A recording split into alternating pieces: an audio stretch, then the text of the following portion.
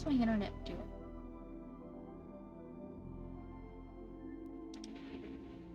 Stable, is it really now?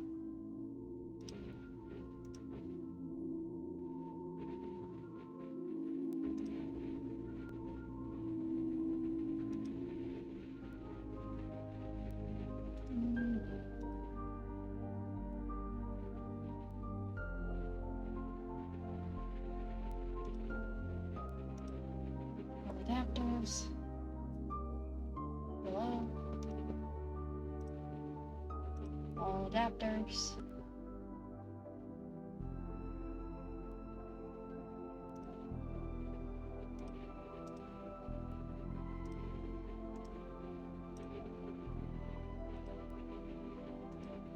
My internet's now having the technical difficulties, everyone.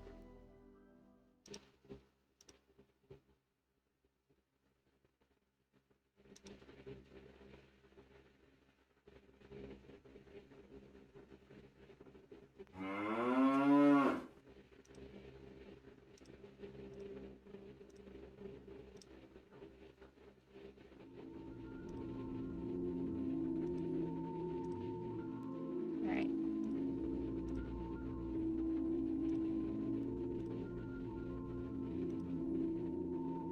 What do you mean skipped frames detected over 25%?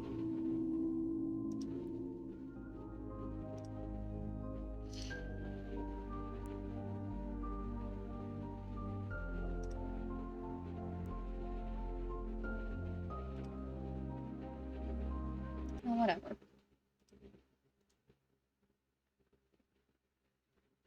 Hello, everyone. Give me a second. Alright. Oop.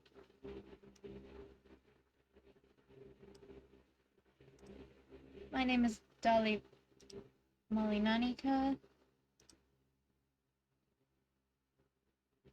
And I need to change the chat up there. Okay.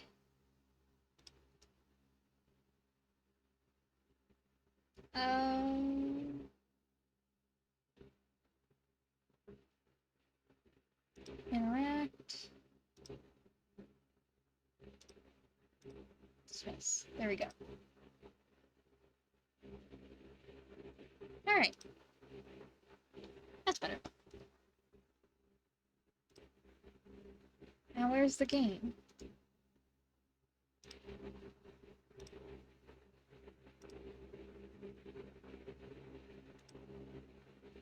Right, that doesn't work.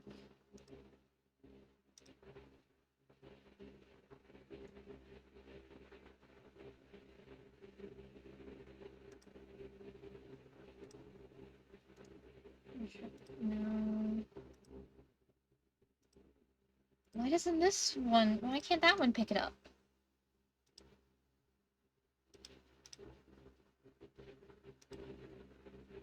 Specified window is not a game. Well, yeah, it's a visual novel. Oh no. Hold on, technical difficulties.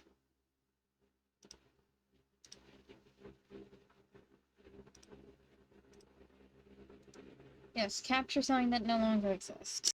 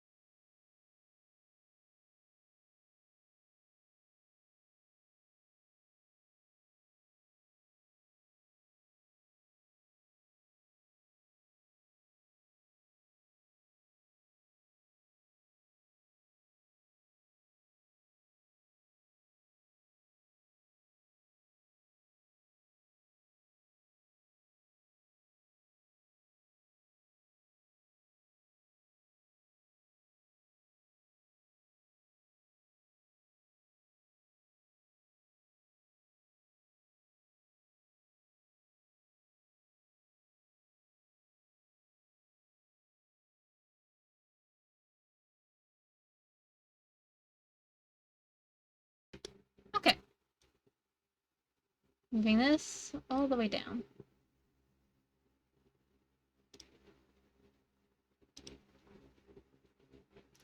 Okay then.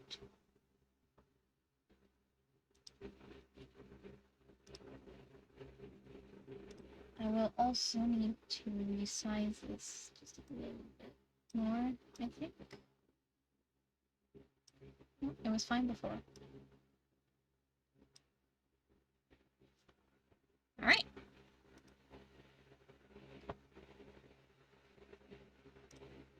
Let me just go right on over here.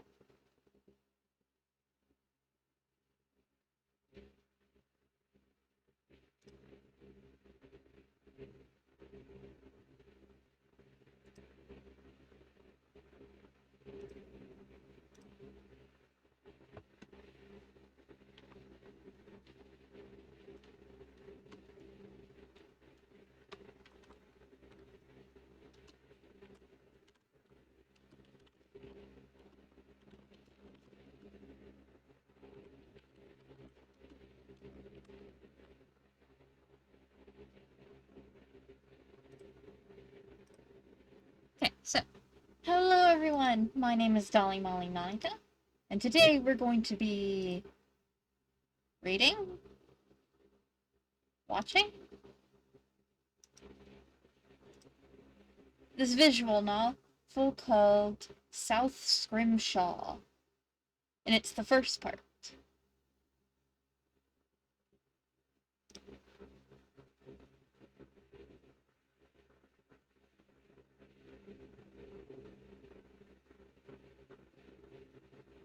Okay.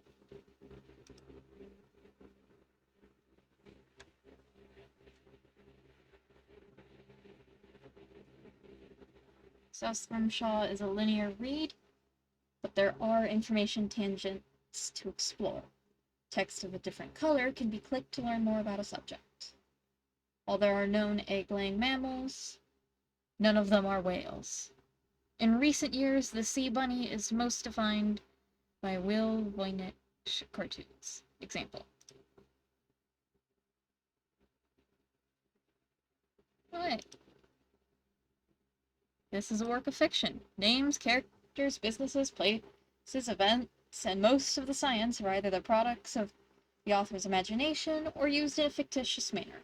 Any resemblance to actual persons, living or dead, or actual events is purely coincidental. Thank you.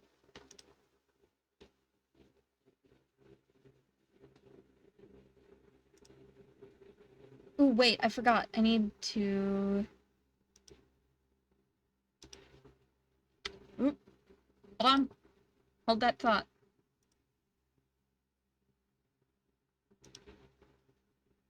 I need to go over here. It's South Scrimshaw. It is already a fairly quiet game, so I'll raise this up to about there. Just a little. Maybe a little more. There we go.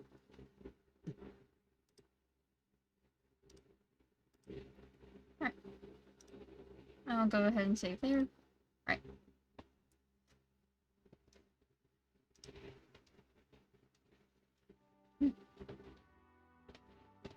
The Corporation for Earth Media. The Corporation for Earth Media is proud to present this educational program.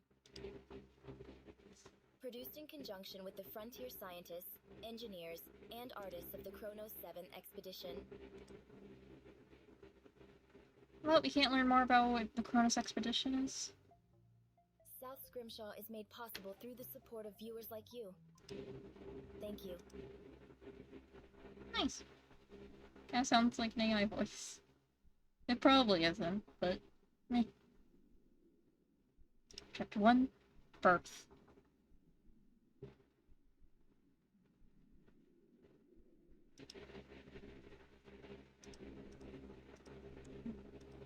Hot sunlight shines through the veined membrane of an aquatic egg. It was once carried in deeper, cooler waters of a more northern latitude. Now it bobs freely in a subtropical shallow. consciousness dawning inside is prodded alert in discomfort. It is a male whale calf, stirring with a newfound awareness of body. He's so little. Has held him for 17 months, nurtured his development from a single fertilized cell. Now it can no longer support his life. The inflow of nutrients and oxygenated blood has ceased. A once comfortable cradle now pinches at his enlarged form. Pushed onto his own faculty, a suffocating urge to thrash wells up inside him. Yet he hesitates.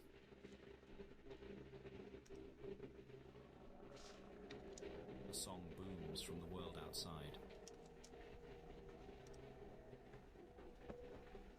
The powerful low frequency vibrates through his whole body.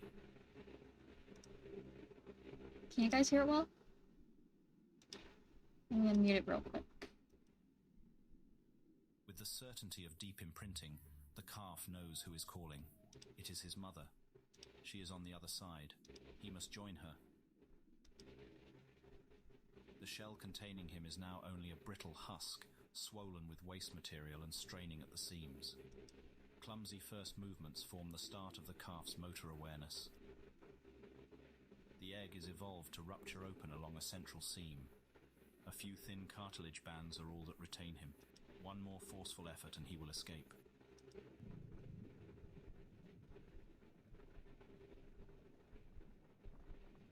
It's very small. It's free!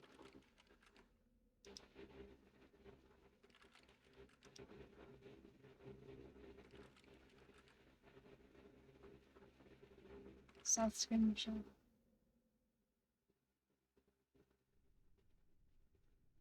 Technically speaking, the whale didn't hatch from an egg. Egg is something of a misnomer. Mm-hmm. While there are known egg-laying mammals, none of them are whales. There are 4 extant species of egg-laying mammal. They are the platypus. Yeah. They also sweat milk. The males have toxic burrs. And there's one more thing, but I'm forgetting. Oh, they all so glow under a black light. The more you know.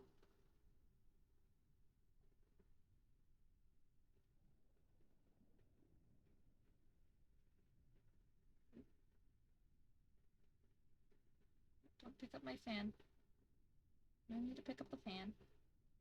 Okay, does it still pick me up?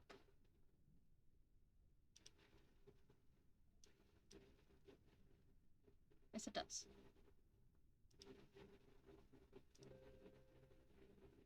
The echidna. I did not know the echidna laid eggs.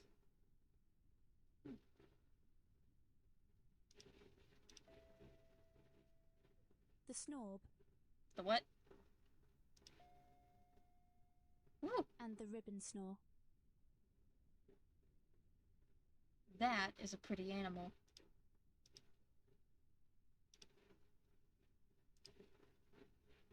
This whale species has a placental connection to the mother while developing. Birthing shell is the term currently favoured in scientific journals when discussing this style of external womb. Ah. The outer cartilage folds backwards, shrinking the space inside and expelling the contents outwards, creating pressure against the inner membrane until it finally pops.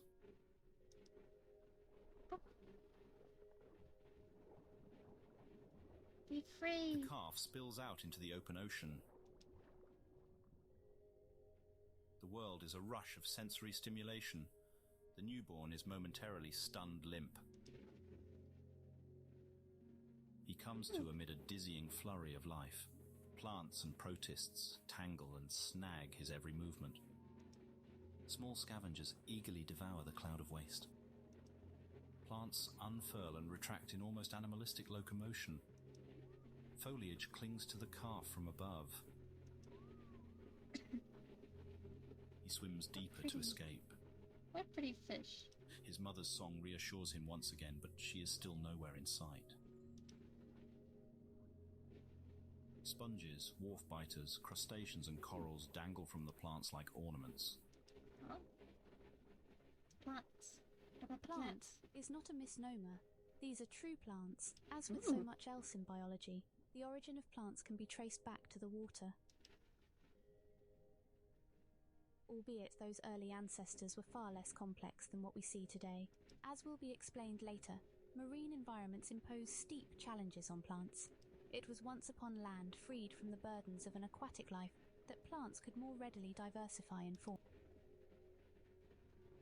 And it was also after that great proliferation of flowering species that some plants found it more favourable by the water and eventually returned to the seas. They are, in that sense, like whales. Yeah, because whales are technically the cousin of deer. Kind of. One of their ancestors went on land, then went back into the water.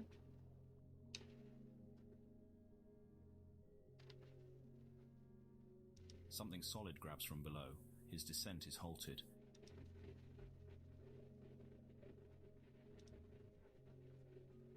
He's being lifted back towards the surface.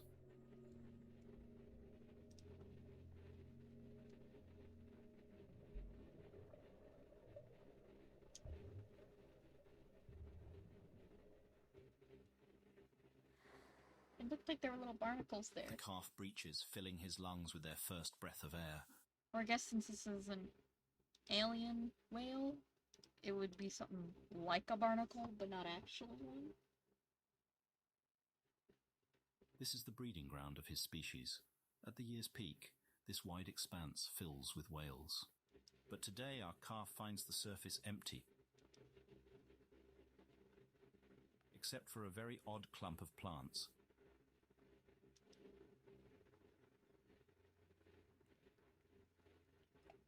The calf does not know what to make of it. I wouldn't either. Equally disturbed and compelled, he stares transfixed. Plants continue to tickle his body just below the water.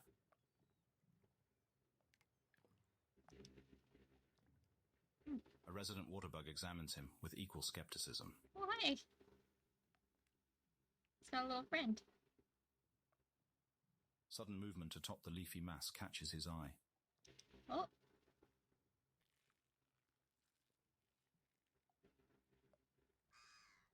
Oh! It's all too frightening for the little one. He retreats back under the surface. His overpowering instinct is to nurse, but he cannot. His exhaustion mounts and fear seizes him. He is lost.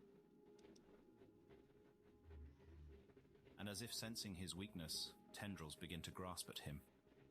A vine lassos his fluke. There is no escape. In a final burst of strength, the calf fights, thrashing, tearing and uprooting his attackers. A scent of blood enters the water. His mother cries a pained song to soothe him. The calf is hit with the sudden realization. The strange plants are not taking him away from his mother. They are his mother. The strange plant clod is his mother. Oh, he's not that small compared to her.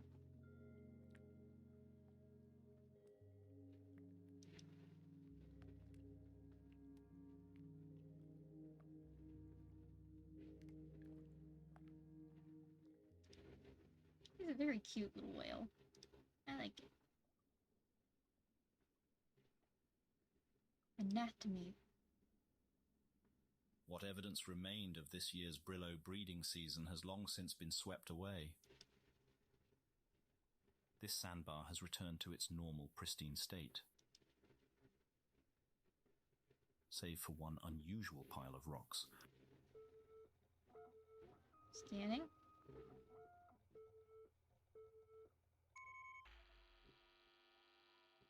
It's an X-ray. This Of is a a stone fish. dog.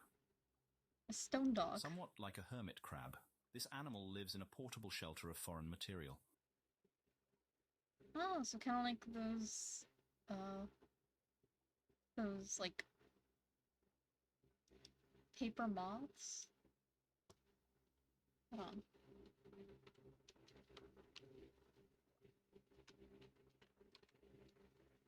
Yeah, the bagworm moths.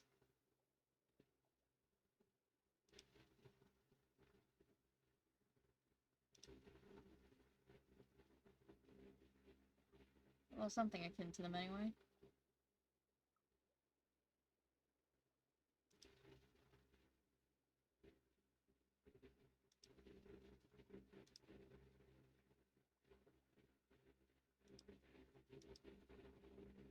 Let's see, moth, larvae.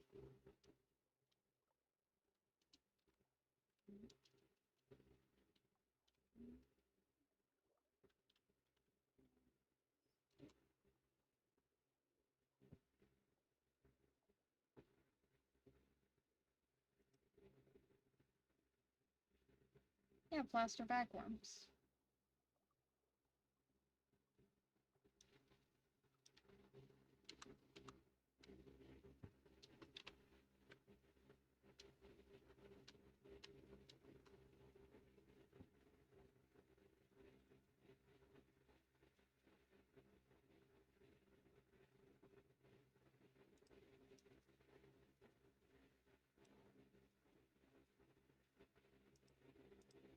Very interesting. It grasps together a shell of scavenged of debris with its long limbs, A and shell of secrets an adhesive scavenged mucus to debris? hold it fast. Do they mean a shell of scavenged debris? Stone dogs mostly rely on ambushing prey from a camouflaged position. Right now, this stone dog here is not the hunter, but the hunted. Oh. It is a woefully obvious attempt to hide. As the predator stalking it possesses one of the sharpest minds in the ocean. A quick check if the coast is clear. Oh. It isn't. Our whale calf wants to play, not eat. But from the stone dog's perspective, there's little difference. I mean, yeah, fair. Oh no! Since hatching, our calf has been a healthy and energetic specimen. Despite his late birth, no complications are detectable. If anything, his cognitive ability is showing swift advancement.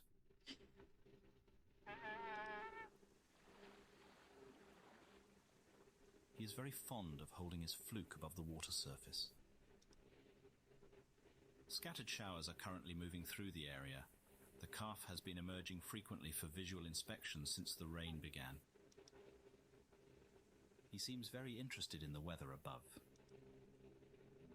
A long call reminds him not to stray too far. Brillows have surprisingly keen vision above the water. The calf is quickly able to spot his mother. This is the farthest distance he has travelled from her. It is more than twice that of yesterday. Today was quite an adventure. Now, reminded of his mother, all this bravery seems to evaporate. He will bring her any interesting objects discovered while exploring.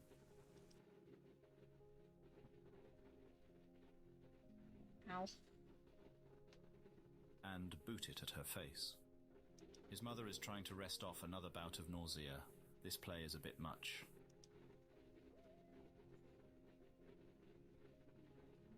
But these discomforts are trivial to the bond between mother and child. Aww. Our neural interface even shows a measurable relief in her symptoms during these interactions. The calf's carefree play is training for future hunts and the essential skills of survival. Yeah, kind of like with lions and But it will be wolves some and time before he has to bears. worry about earning meals on his own. Seals, but they kind of keep playing throughout all of their life. His mother's long, prehensile udders reach him through the thorny bramble. The milk he nurses on is thick as yogurt. Calves subsist on this fat-rich diet for 2 years, building up an insulating layer of blubber, and the bands of spongy tissue for other organisms to burrow into. Here we arrive at what truly makes a Brillo whale such a remarkable specimen for study.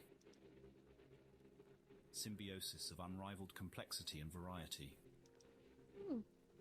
This female was initially selected for study due to her exquisitely beautiful exterior. The mammal is almost totally concealed within the undulating botanical mass. In cross-section, the distinction between whale and passenger is more visible. Scanning. Stand by. Ready. Oops. Yeah, let's go ahead and save. Yes. Unlike the stone dog shown earlier, this is not simply an external attachment of foreign material. The Brillo whale has an intimate connection to thousands of other living creatures.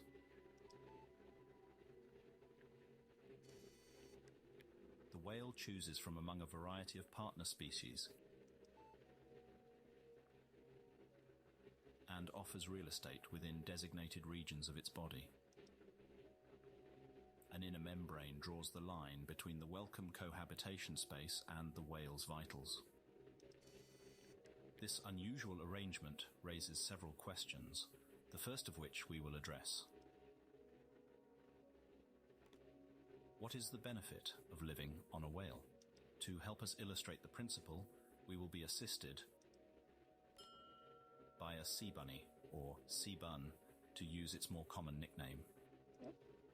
More information about the sea bunny. The South Scrimshaw team has received very explicit direction from our producers, and we are to unequivocally clarify to viewers that the sea bun is not a real animal. The sea bun owes its creation to the original landing party of Kronos 5. Though the specifics are lost, the most convincing story is that it was something misheard over a shoddy radio connection. As those early years recede into contemporary legend, it is important to remember that the tales of hardship told by the first landing party are not exaggerated. The pioneers were indeed isolated for 11 solar cycles, and it was not until the conclusion of the hostilities on Earth that the current biannual delivery schedule could be planned. The uncharted planet was a land of mysterious fauna and unknown environmental hazards. Various examples It was a time of sea where bun doodles and technology seemed graffiti. to suffer inexplicable malfunctions, while repair efforts were always undermined by a constant lack of materials, tools, and manpower.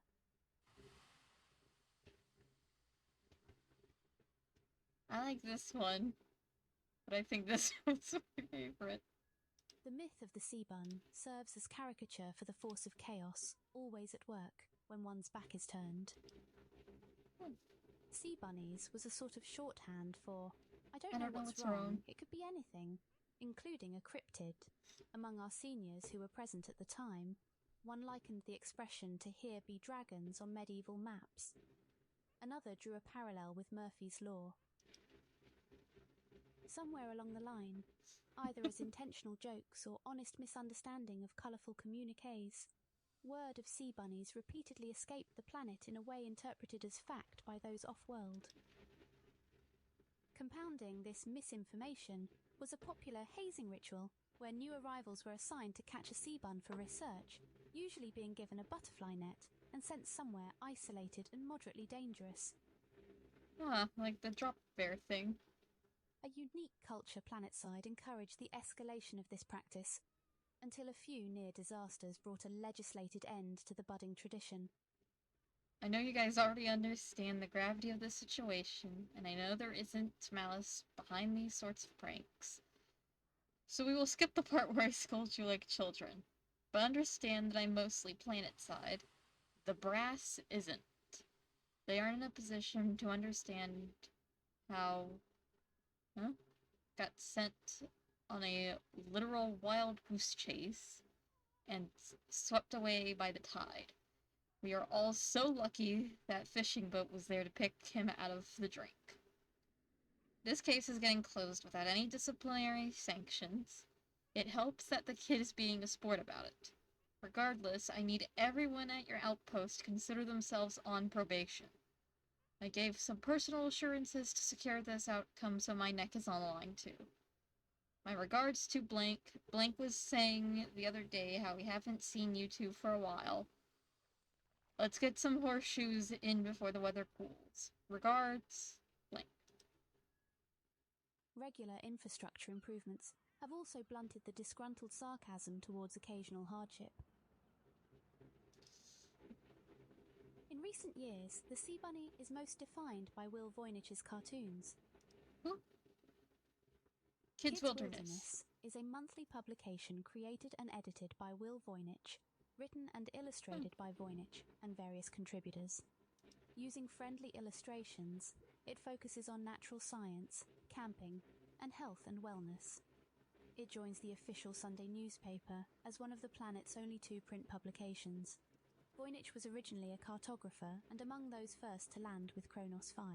Children's literature only became a guiding passion after he discovered himself a soon-to-be father, and realised how very little would be available for the new generation by way of age-appropriate entertainment and education. On off hours at the Cartographic Survey Computer Lab, using optical scanners and image editing software designed for map-making, Voynich painstakingly constructed his first works. 5 volumes containing every fable he could remember from his own childhood. While he faithfully retells many of these timeless classics, Voynich's recall is often hazy. Several of the stories are so misremembered they are more original work than adaptations. For example, The Elephant and the Mouse retains nothing from the Aesop tale besides the titular animals. Voynich's version has the two discussing the different sorts of dreams they have while sleeping.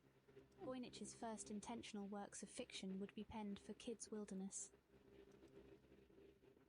The Adventures of Seabun and Monaco. Oh. Adventures of Seabun and Monaco for Seabun Eats the Telecommunication Network. The accessible charm of Seabun and Monaco found an immediate and enthusiastic audience. Currently playing are musical arrangements from the puppet show adaptation, which has been touring schoolhouses.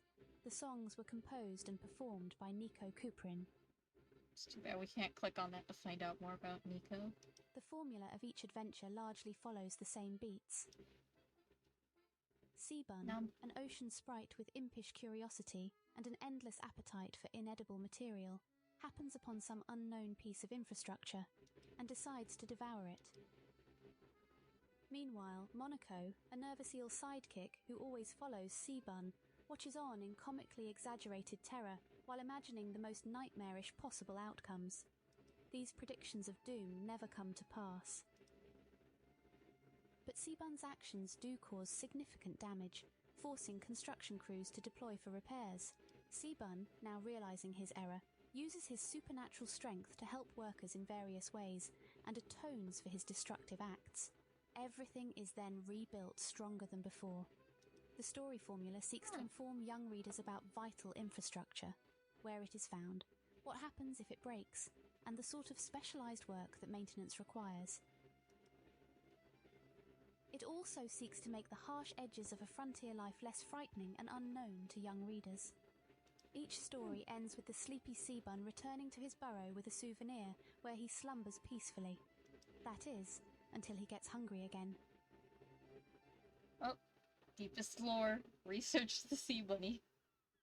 Given how entrenched the character has become in the popular consciousness here, we feel it appropriate that the Seabun help guide our exploration of these oceans. While each species has its own unique adaptation to this niche lifestyle, we can create several broad categories of benefits such evolution aims to harness. Moving through water takes energy. It is far easier to travel great distance when someone else is doing the swimming. Simply hitching a ride can be greatly beneficial. For example, one species of crab only lives on Brillo whales every other generation and uses whale transportation to greatly expand its range. Unless one is the apex predator, the threat of being eaten is an ever-present reality. If one lives as a potential meal, it is very important to be the least desirable, most difficult of meals.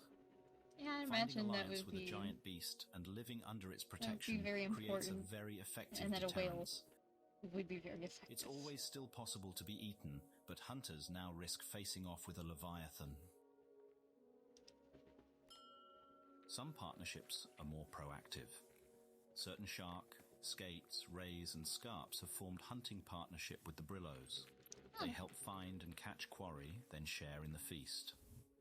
Pack hunting allows the brillo to take down larger and different sorts of prey. The blood or waste of brillo whales can also provide a source of nourishment. This not offered freely. Obviously, a brillo whale cannot stand to be eaten alive. An Earth parallel is an oxpecker bird on a rhinoceros. The bird may drink a marginal amount of blood while it cleans off ticks. It's a fair trade for the rhinoceros, as the tick is the far greater threat. So too, will a brillo whale expend blood in a beneficial relationship.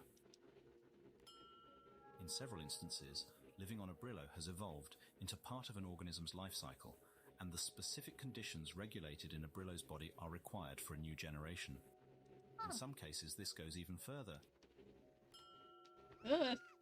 With the biology of the two species becoming so enmeshed, it is unclear where one ends and the other begins. But these instances are rare. Our research team is very interested if these extreme cases represent a functioning system, or the pathological eventuality to such complicated arrangements. All of these riders taking in small amounts adds up to a great expense for the host. This prompts the obvious next question. What does the whale stand to benefit from this arrangement? This is more complicated to respond to. There seems to be as many answers as there are brillo whales, as there is spectacular variety among brillos. For now, let us approach the answer with specific examples from this mother.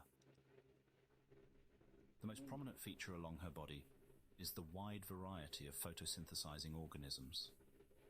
The whale is, of course, not an autotroph producing her own energy from sunlight, but the specialized seaflora pays rent by sharing some of their sugars into her blood.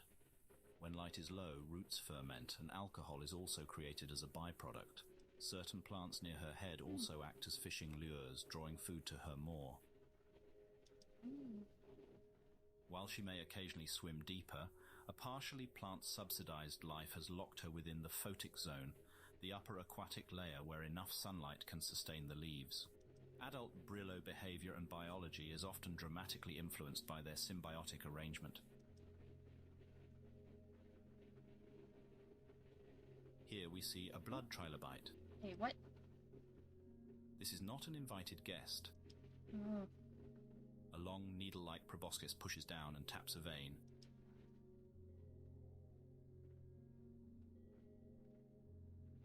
Drinking in great volume and offering nothing in return, it is a true parasite.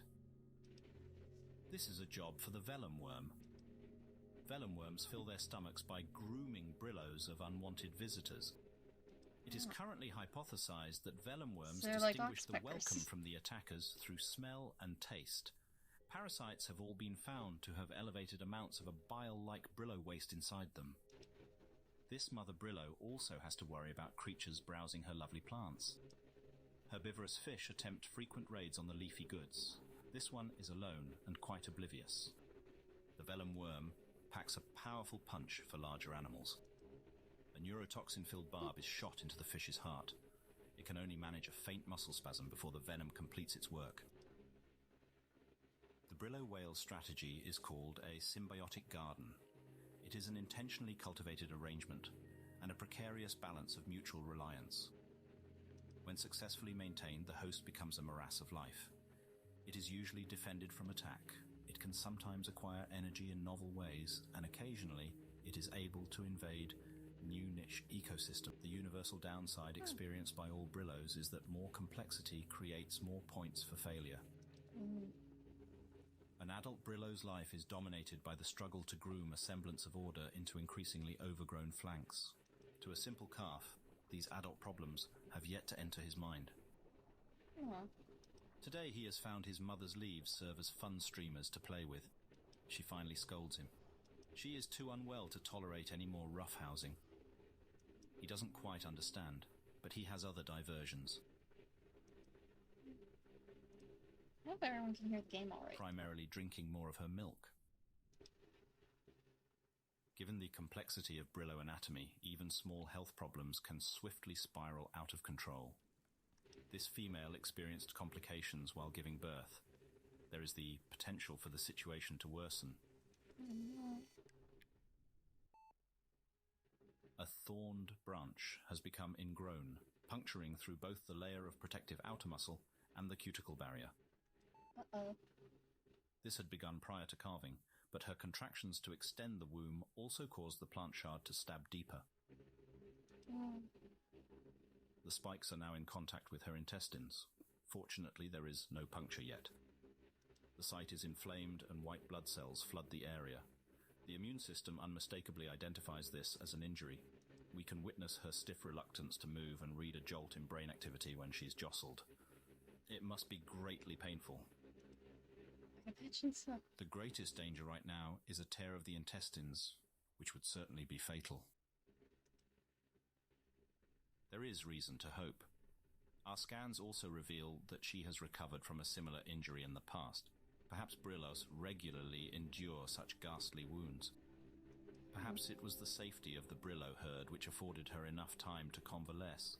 Certainly her odds of survival will be boosted greatly if she is able to make the long swim back. For now, she is still well enough to care for her newborn, though doing so must be exhausting.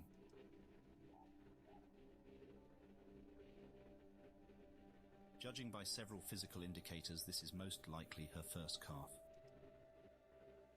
Those Brillos who manage their gardens well can be extremely long-lived.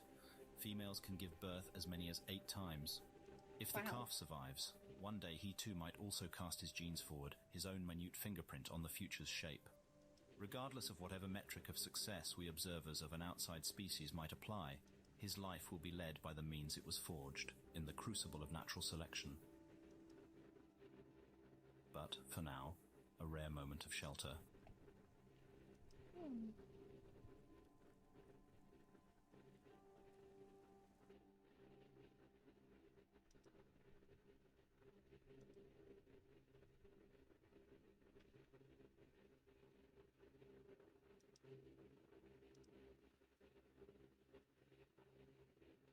Alright, let's switch games for a little bit. Save the last 2 chapters for later. Yep.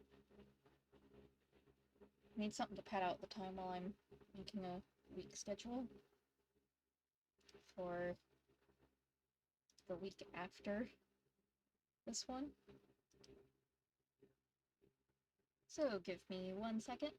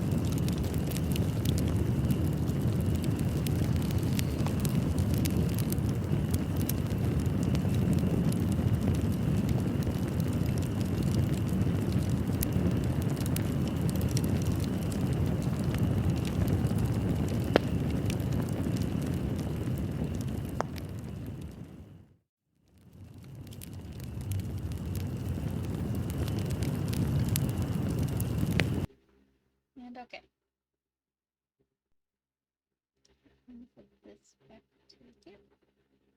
And alright.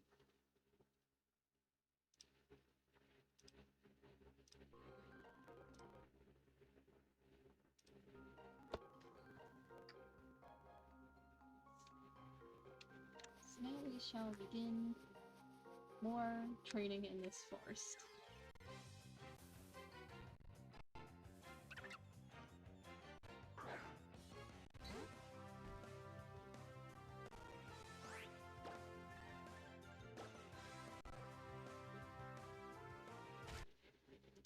Oh wait, I gotta do that too.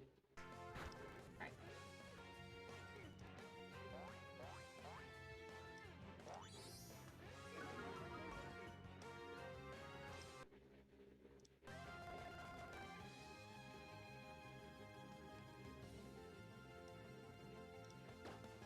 Okay. Oh. And now let me go on to here.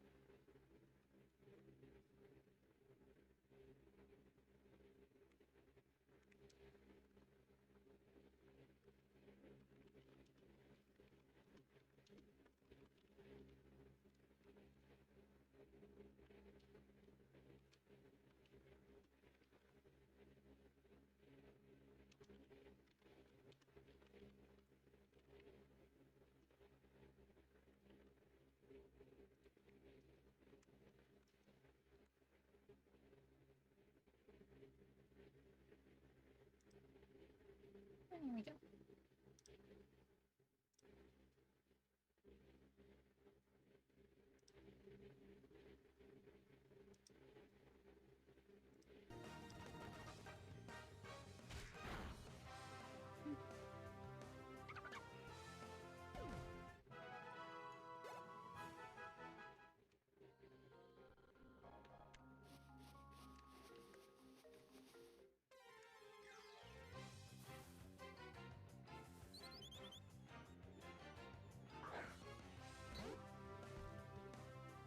I think we can raise this up a little more.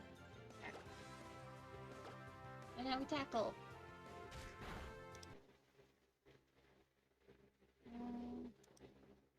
Alright, that's set to always capture this one.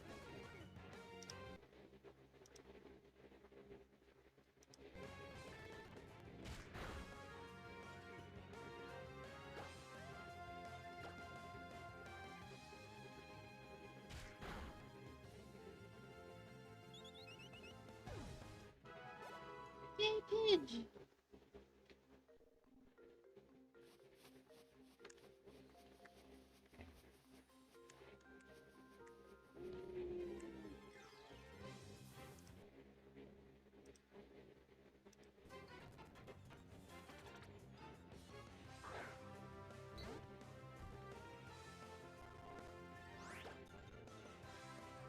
Now tackle. Here we go. No more scatterbug. Only my little Pidgey.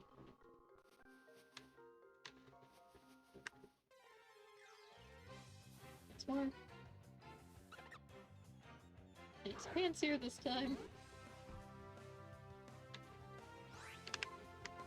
Let me just switch on over to boots.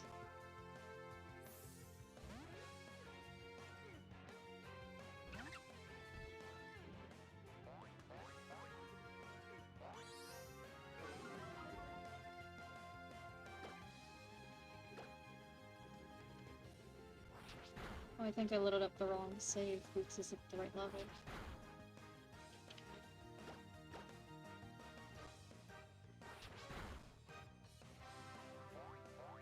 Oh well.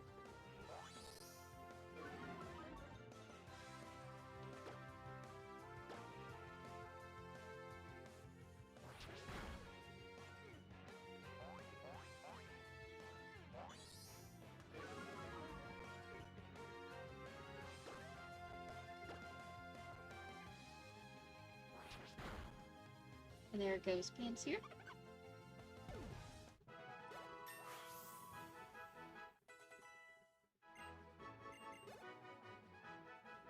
Stalled isn't until level 10.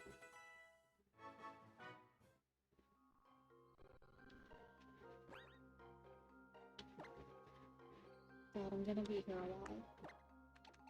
Okay. Well, Zigzag will go there. And Shauna, heal my Pokemon. Thank you. Oh dear, the speed fell. Why did speed fall? Now I know why they've said to put this speed at 100. Not any lower, not any faster. No, but wait, I do have it set to 100.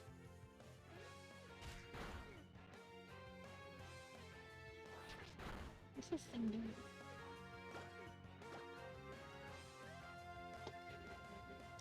Simulation, picture.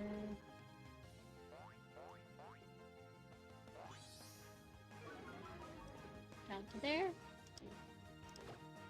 Okay. Now we tackle.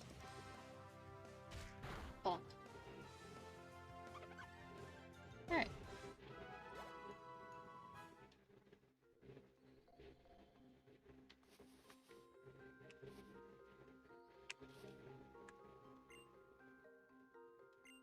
Yes. Yes, I do.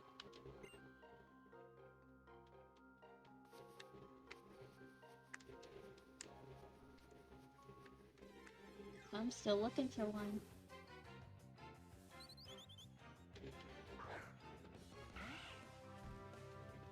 Starting to think I won't run into one.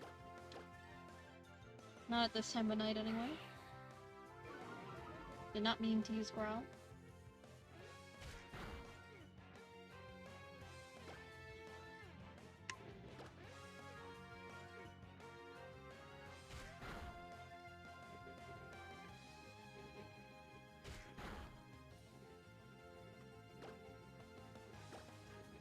Tackle. I really need to get like a controller or something that I can hook up to my computer.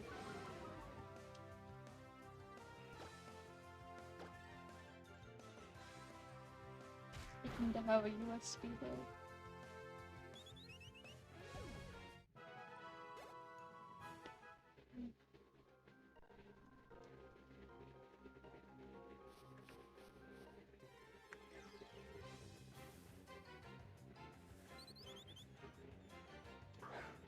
Spinning, keep on spinning, keep on spinning, spinning, spinning. Bonk.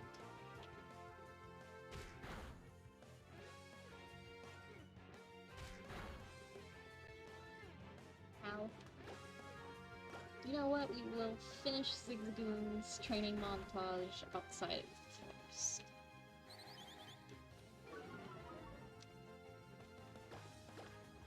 Because the trainer battles probably give us more experience anyway.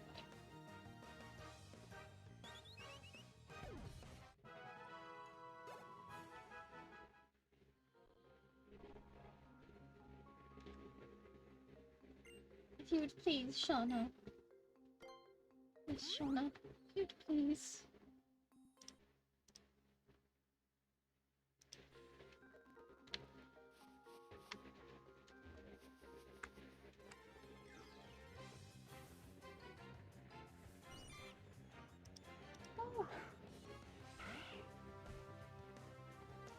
To get a Butterfree, or not to get a Butterfree?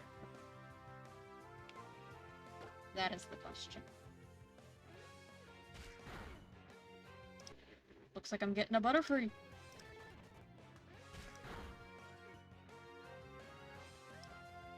Huh?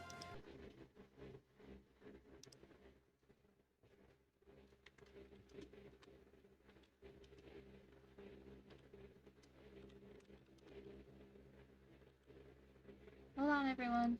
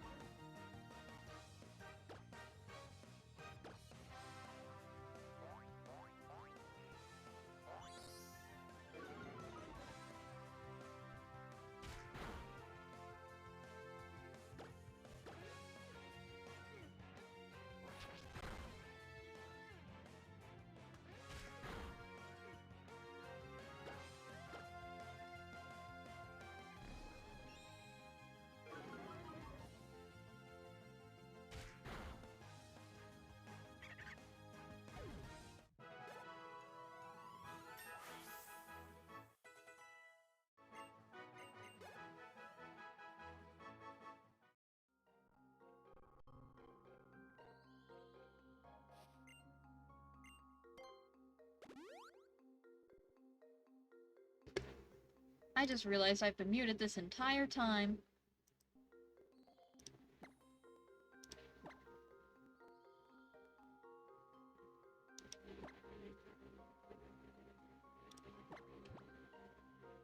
Anyway.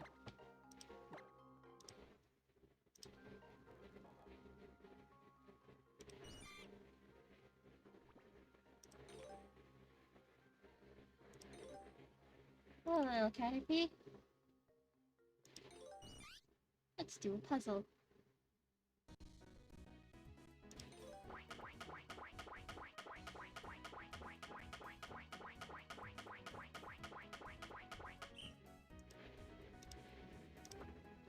Alright, we do the corners first.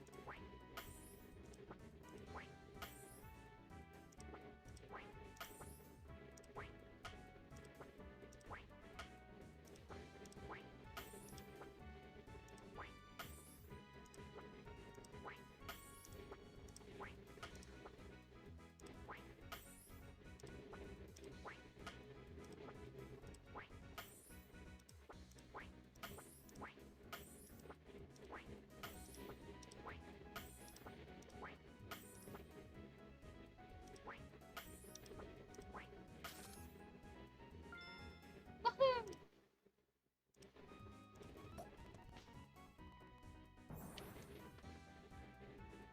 Alright.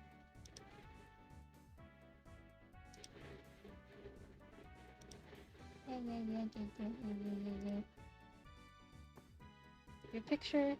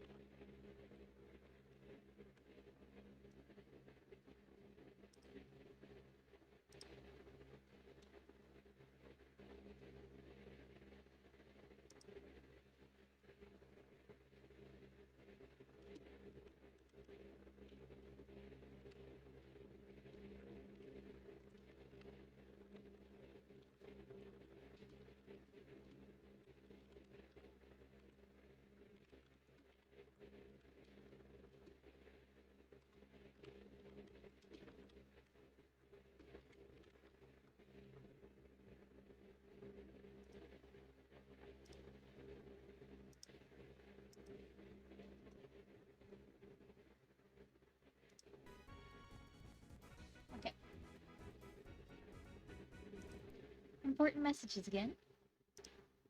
And I want a picture of this Pidgey.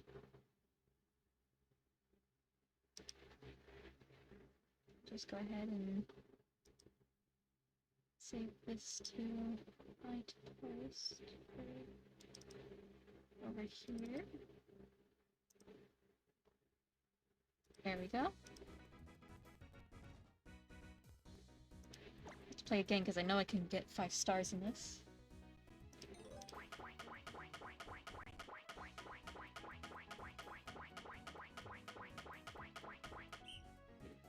Alright.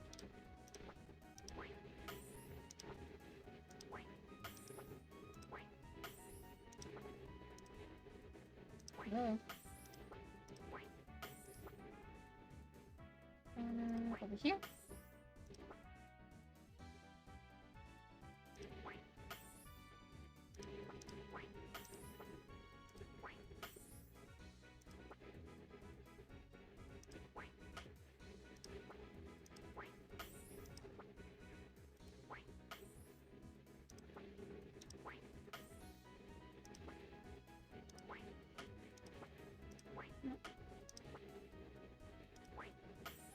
There we go.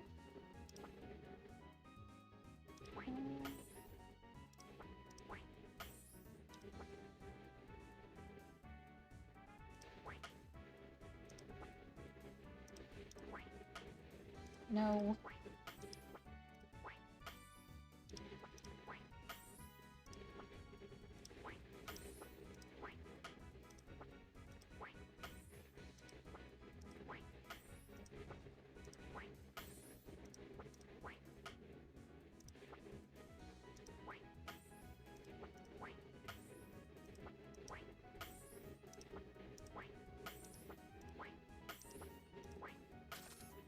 Man. I can do this. I can do this. I got it. Oop, let me switch this over here too, though.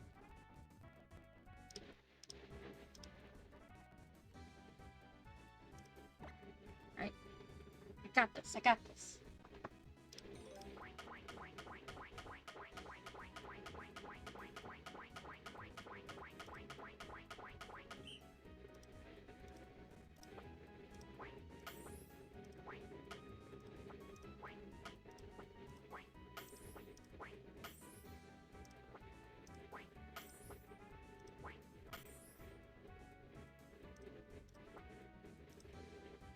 Hello? No.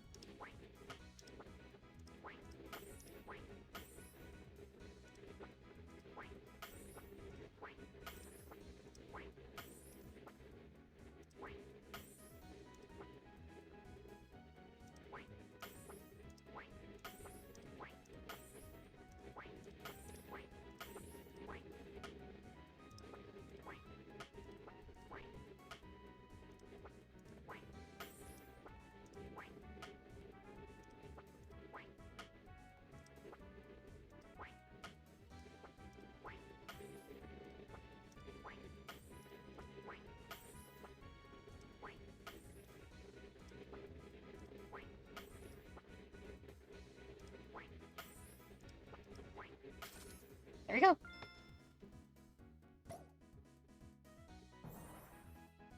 Yes!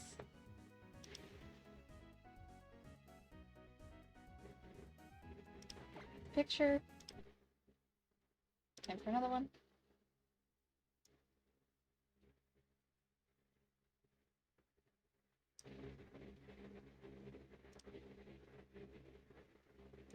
Alright.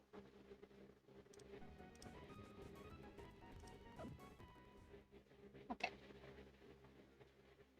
We shall quit that one.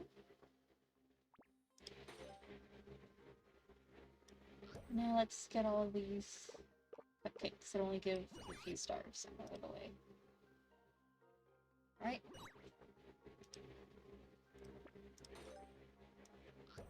One, there's two.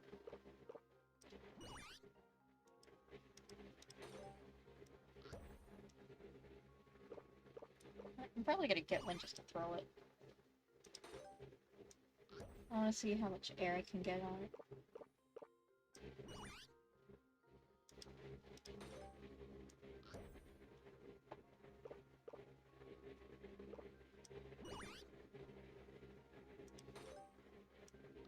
Here's one of the really bad ones.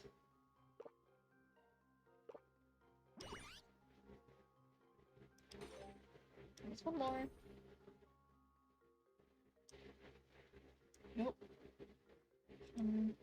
No. It's all in the flick of a wrist. Really? It's all in the flick of the wrist.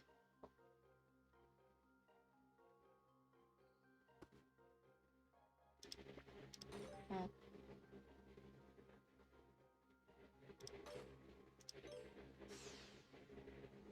Well, I tried. Yay! And we looking like now.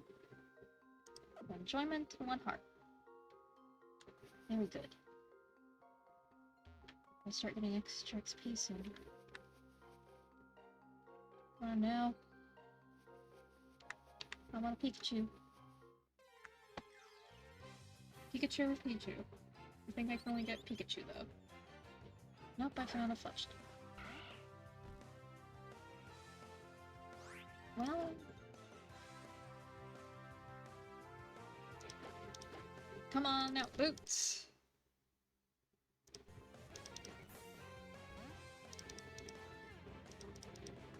Looks like we're beating the devil out of it.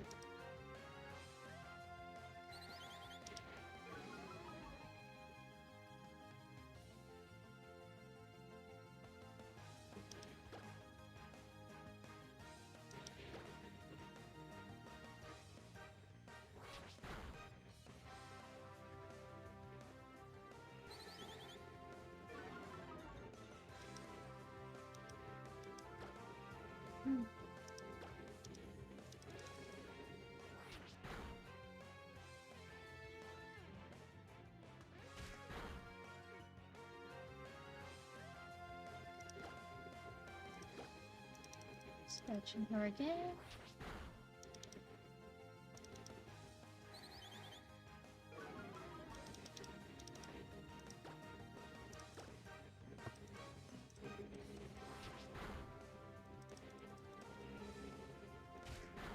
It won't be too long before I get to... Or I can just have a watertight move.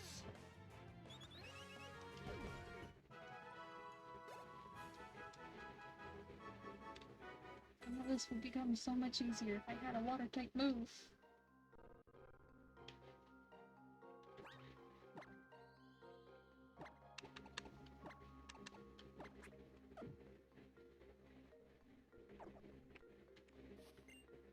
Oh, I'll heal my Pokemon.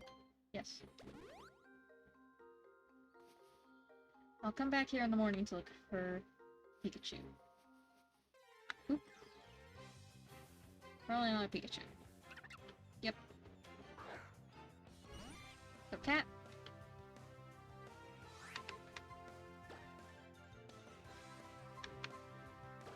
Now go zigzag.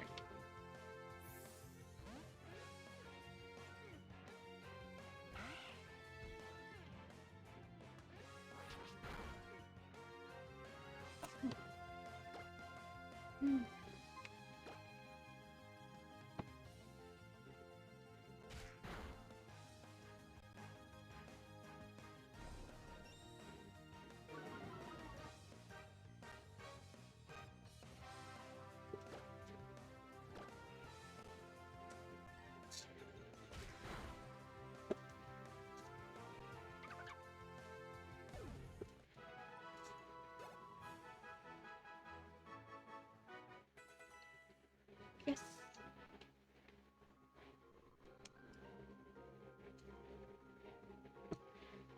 Oh, actually, I should probably just pet cat. I forgot to switch back, didn't I? Yeah, I did. Oh well. Works out in the end. Wake up, cat. Are you getting pet?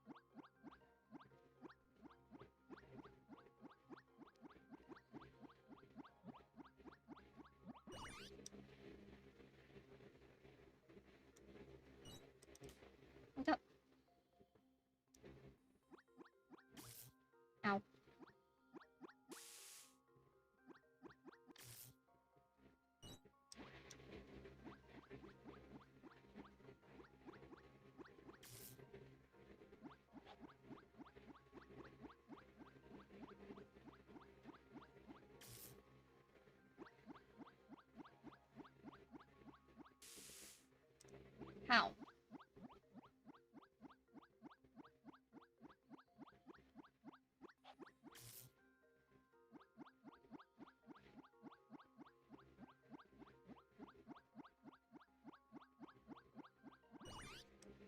There we go.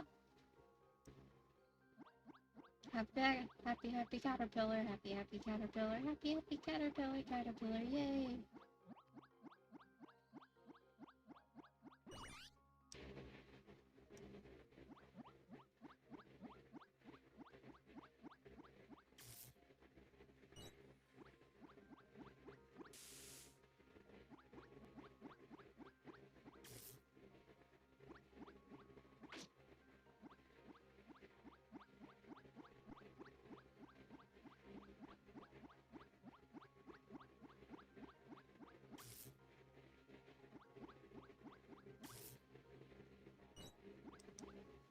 Why?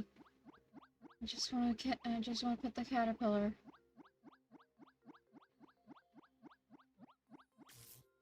Stop it.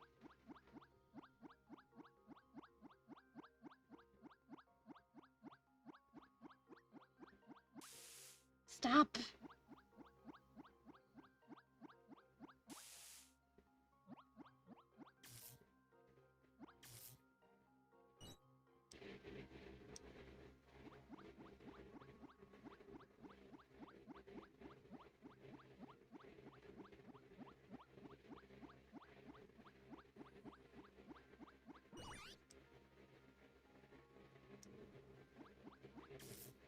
Stop it.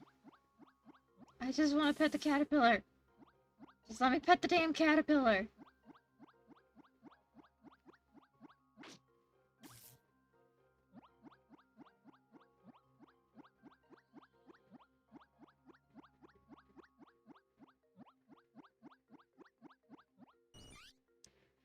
Okay. That means that your entertainment is low.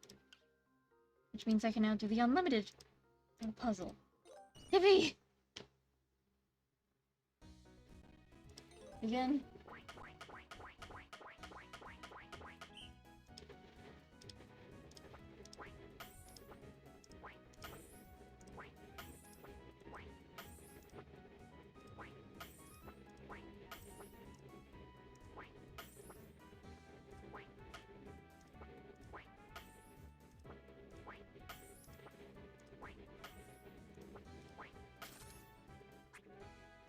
There we go.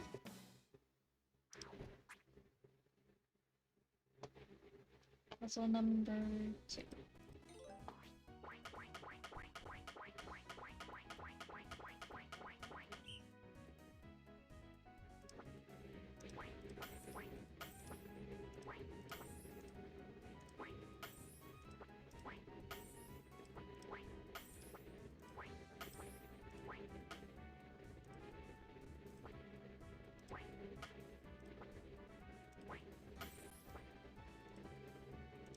Hello?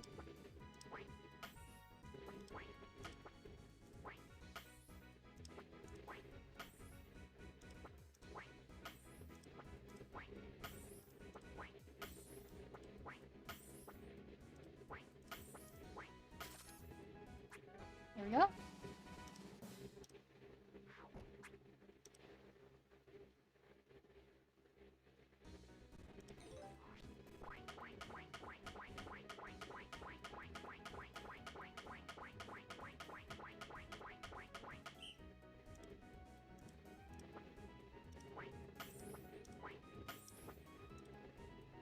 Hello?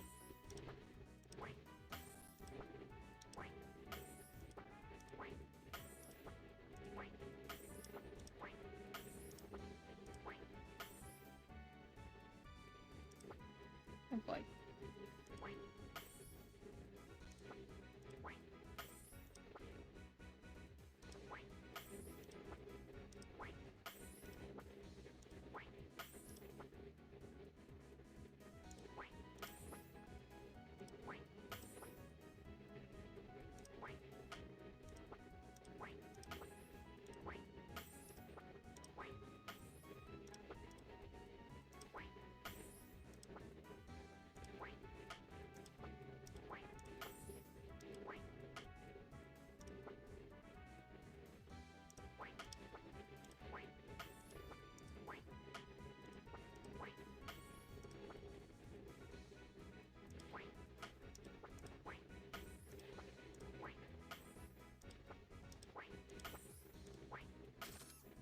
we go. Alright, we're back up to 56 seconds.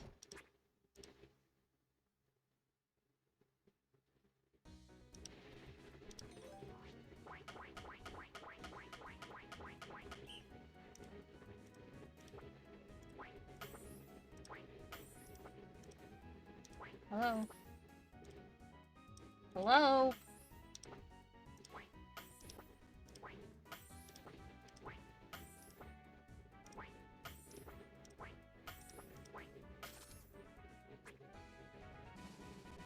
We've got a photo bomber.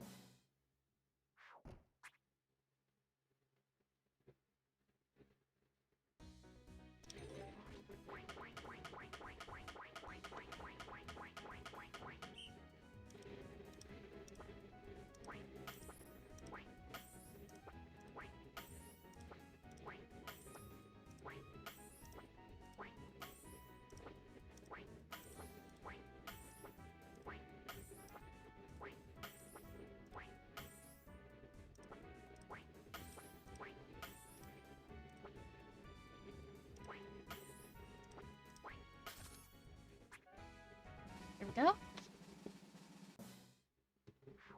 Alright, we're keeping the time remaining up high.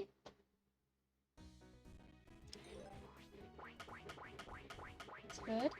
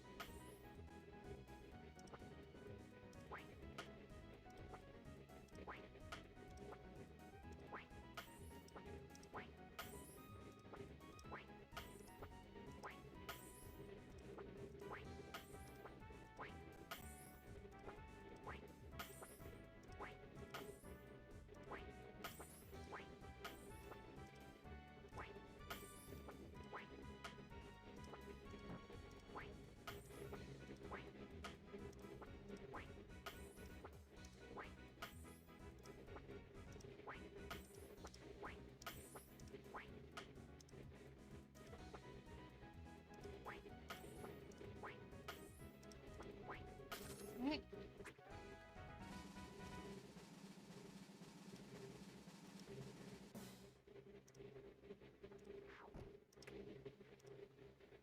Next one.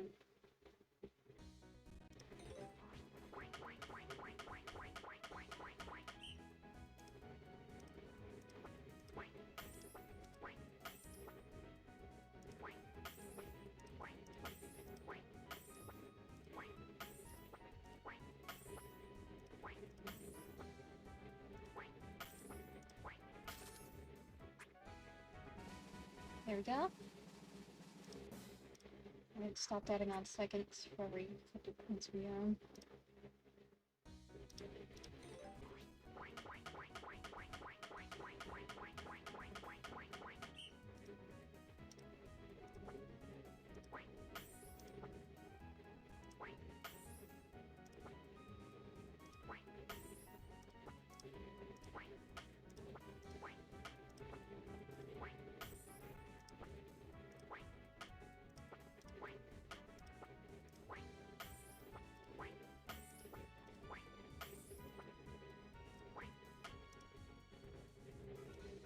Hello? Hello?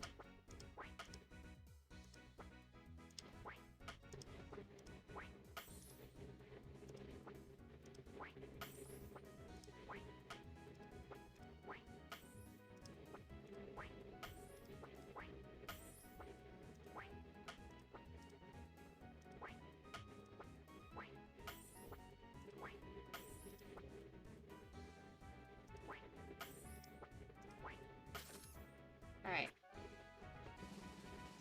because this is glitching a little bit, we're probably going to end up losing this before I can get a full 5 stars. That's alright.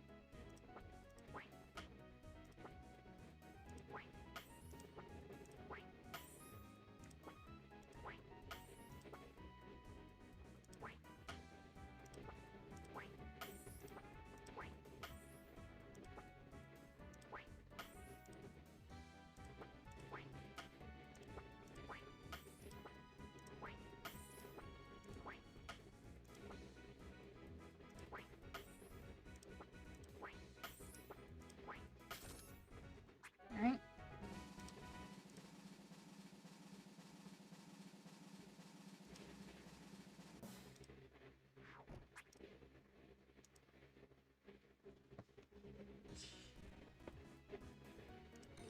We got this. We got this.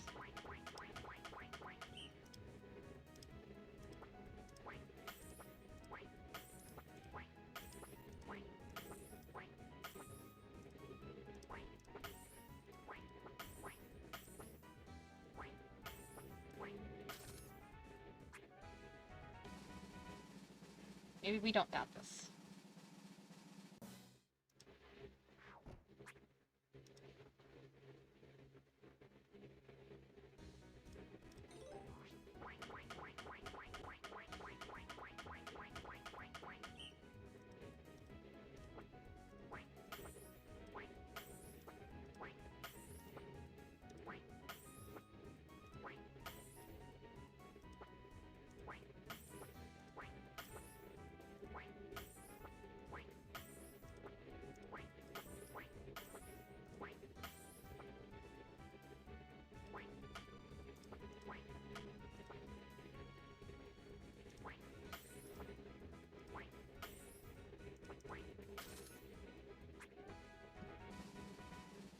Only 19 seconds, huh?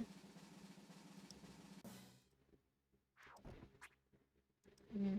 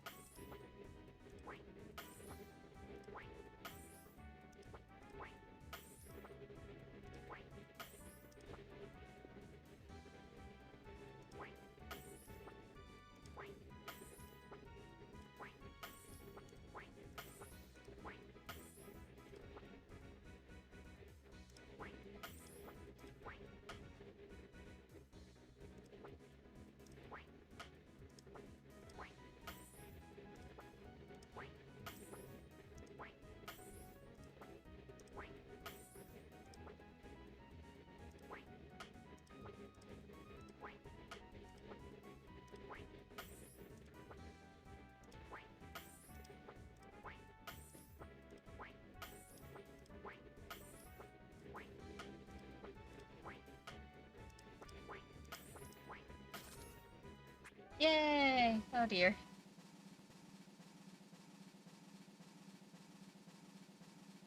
It's probably gonna be about where we cap out with the puzzles. But I can do it. I know I can.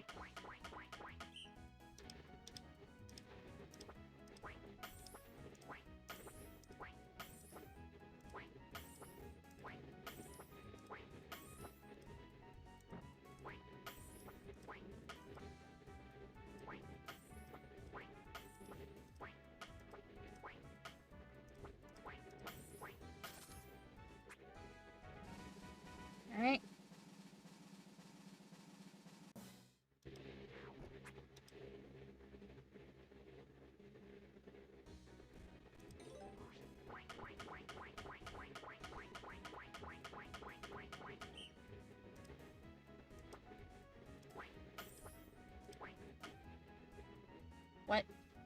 Oh.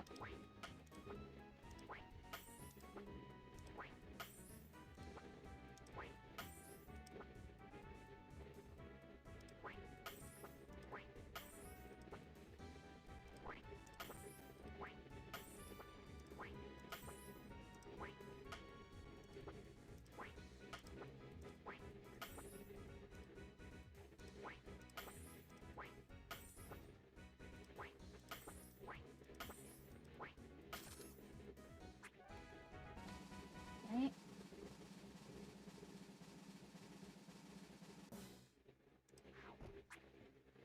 Let's quit while we're ahead here.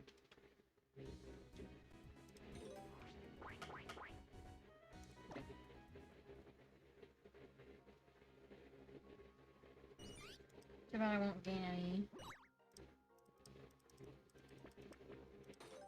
Too bad I won't gain any cupcakes for quitting though. There you go. Really good little caterpie.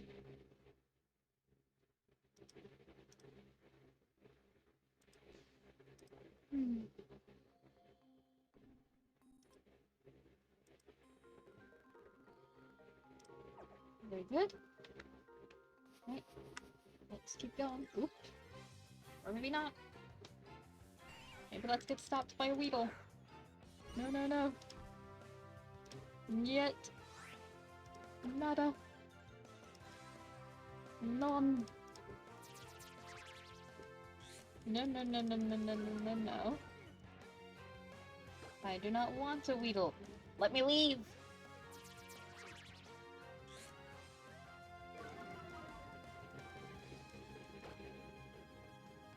There we go.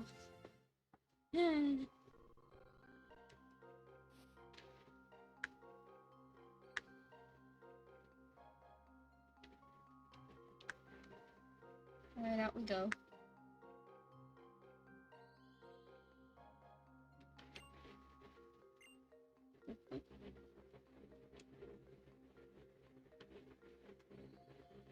The way Pokemon move, it's just incredible! I want to show off some of that spirit when I dance.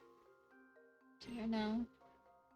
Do you think about something besides how Pokemon move for once? We're all here! Let's go to Santaloon City!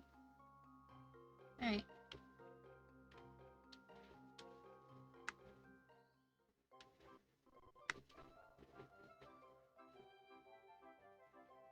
Whoa. What are you all going to do? I look for Pokemon, of course. The professor did ask us to complete the Pokedex after all. And furthermore, different Pokemon prefer living in different places. To put it another way, it's a chance to find different Pokemon than the ones in the forest. I'll bet different Pokemon you will use different moves. I sure want to see lots of moves.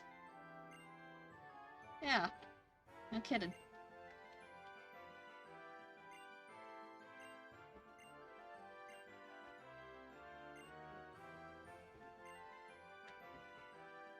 Move my mouse out of the way. And also, let me switch this back again. Yay, adventure rules!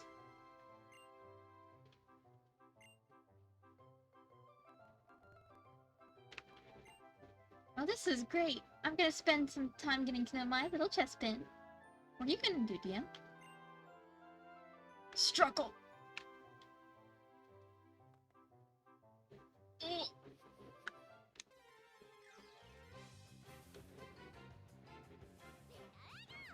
Hey! There's the Pikachu!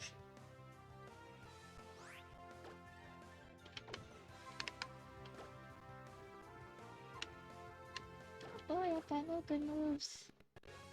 Oh!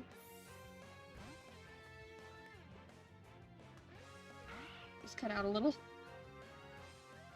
Don't be alarmed. Nothing to be worried about. Nope. Everything's under control.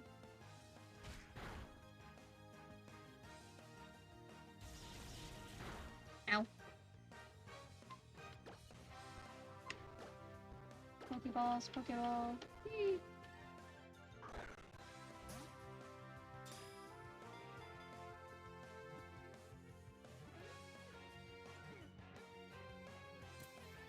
There we go.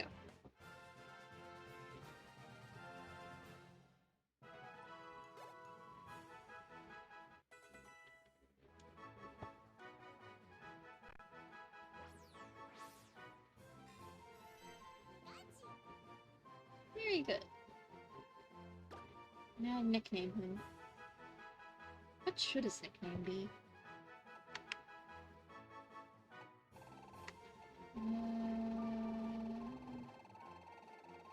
His nickname will be... Oh, because it landed on the enter key. His name will be Pika.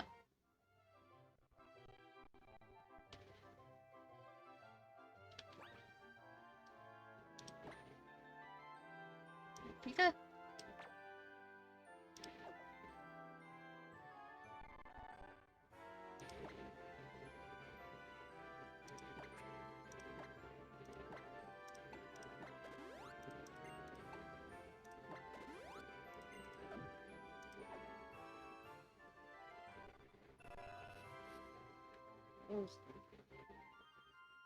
Hello, small child. Mommy told me that I should battle anyone who greets me.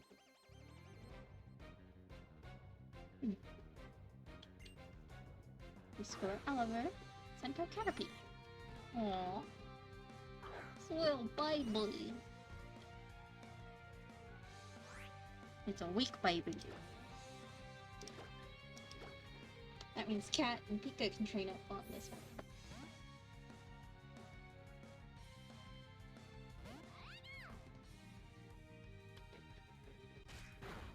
Ow.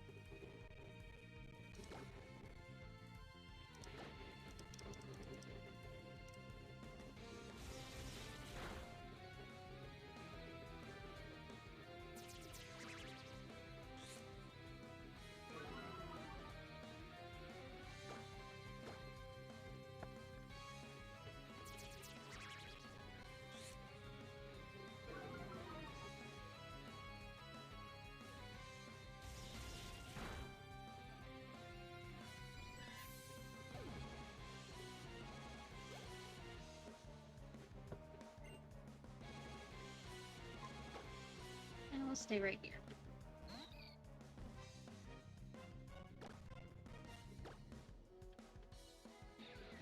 And screw this Azurill in particular. Ow.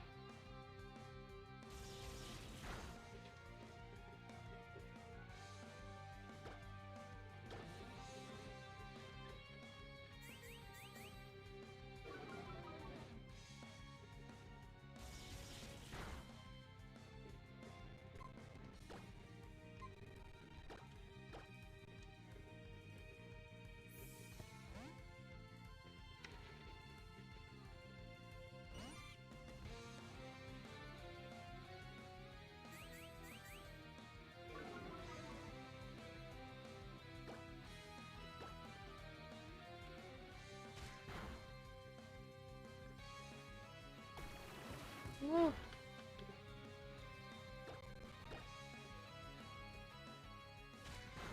Oh.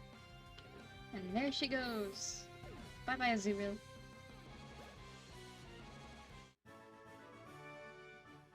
Mommy told me to be polite, especially when I lose.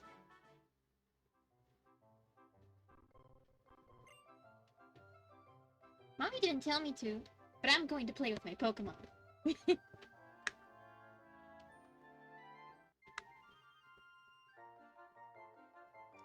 Pokemon battles are really hard. I just let Pichu do what I want.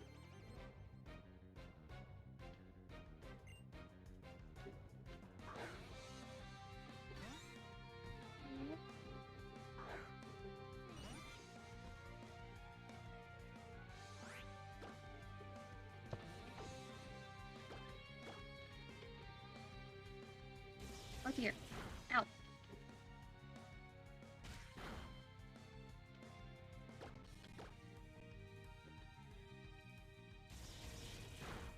Ow.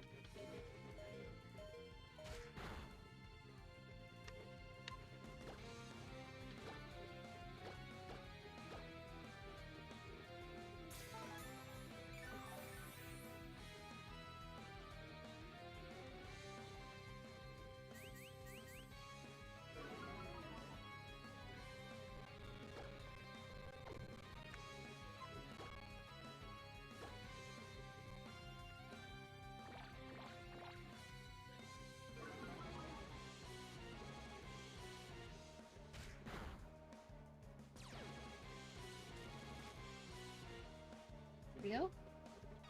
Sadly, cat is so paralyzed. Oh dear. Hopefully, Metapod is soon. Me too, did we lose? I'm gonna go ask Yola to teach me how to battle. She's so cool. She's a gym leader in Santalin City.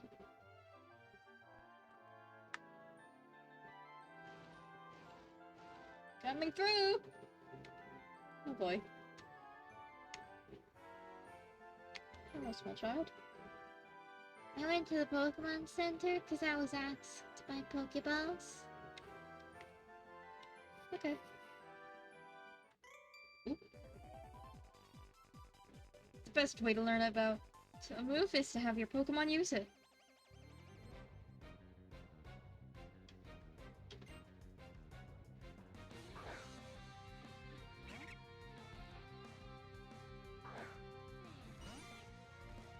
Oh dear.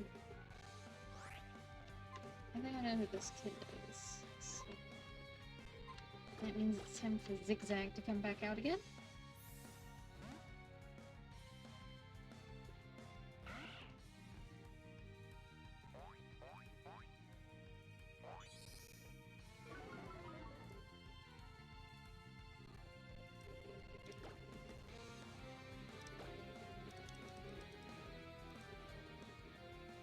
Get him.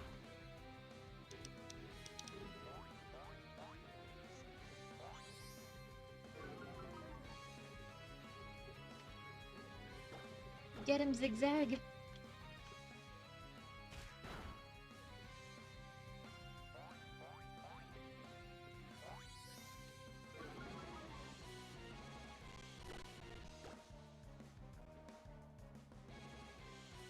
Fuck.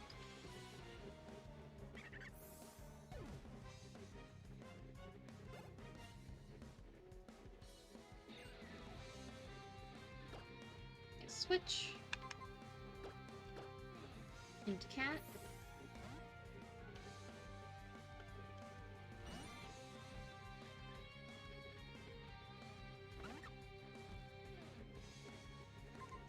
And now back to Vampire. Or to Boots.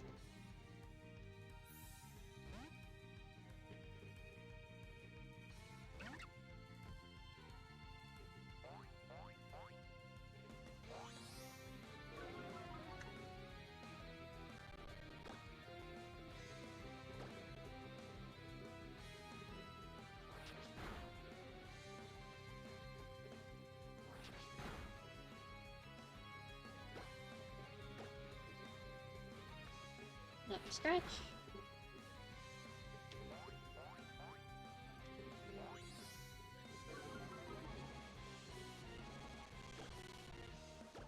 One more scratch.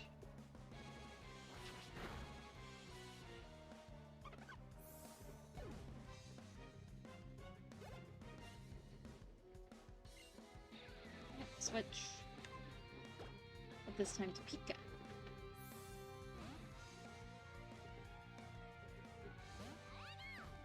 Because why? Because watch. I have Thunder Shock. And Panpour is a water type. So bye bye Panpour. If like Panpour would stop doing plain ice things. Here we go.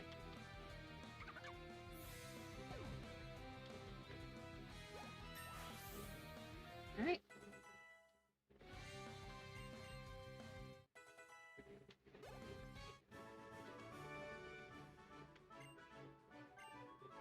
Well, that move packs a punch, alright. All of them did.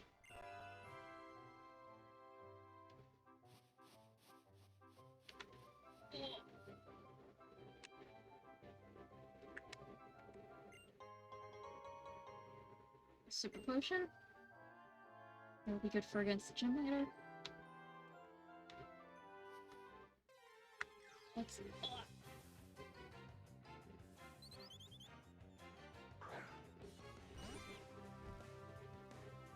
Alright, let's send Pika out to handle this fletchling.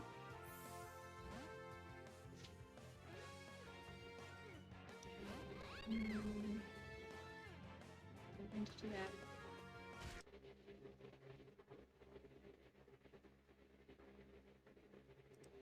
Okay.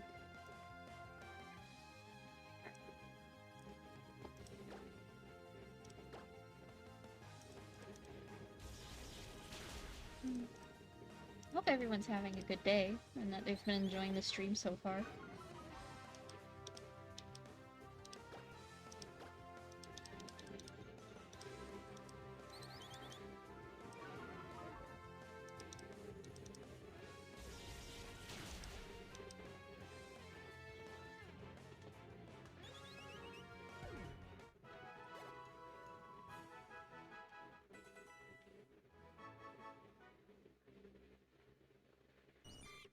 Yes!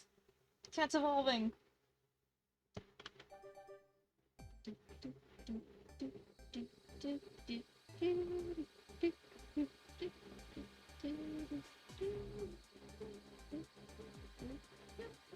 the there's a metal part of my team. Ta-da! Okay.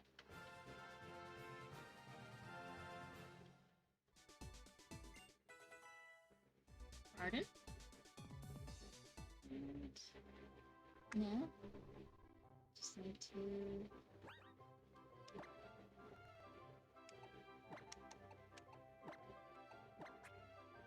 Yeah.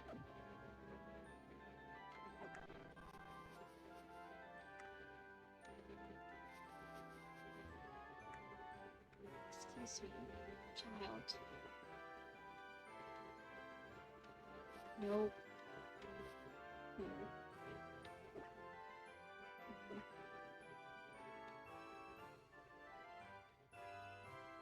Alright, hold on.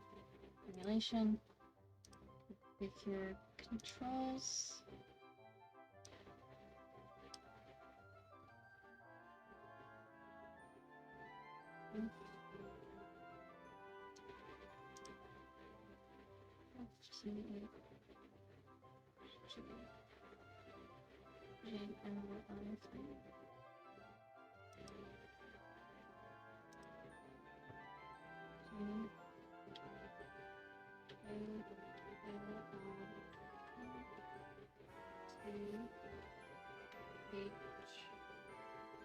Okay.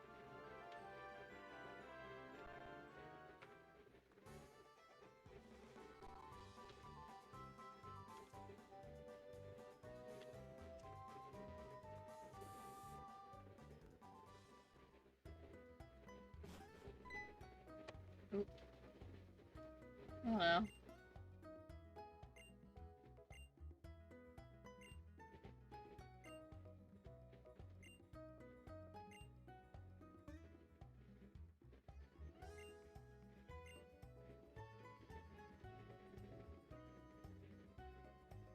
Thank you for the tutorial.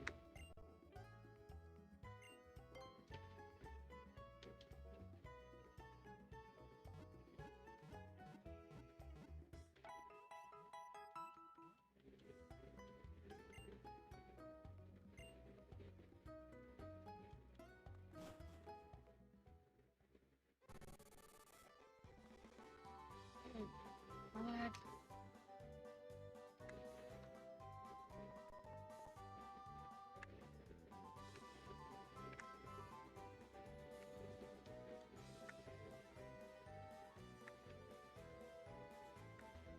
Hello there. Hey, stranger. Isn't cruising around town on your roller skates the best thing? Wait, do you mean to tell me that you don't even own a pair of roller skates? How about this? If you beat me in a Pokemon battle, I'll give you a pair. I can never say no to a contest, not me. So how about it? Do you want a battle? Yeah? Whether it's Pokemon or roller skates, speed is important. Yes, those levels. And you're probably a higher level than me.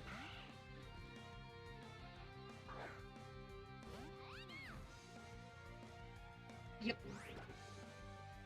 But I do still have this. So I should be able to paralyze you. Come on. Come on. A little electrical jolt. A little bit of electricity never hurt anybody. Okay, it's hurt some people, but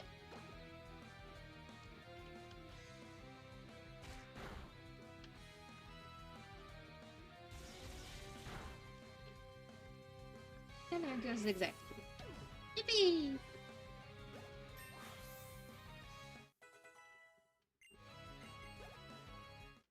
Because level 6.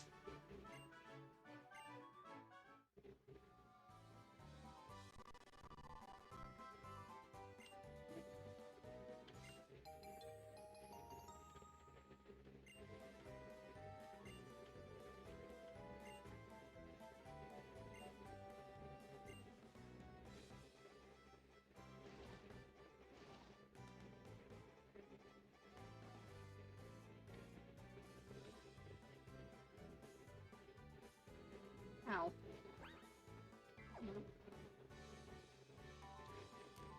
Oh, there we go.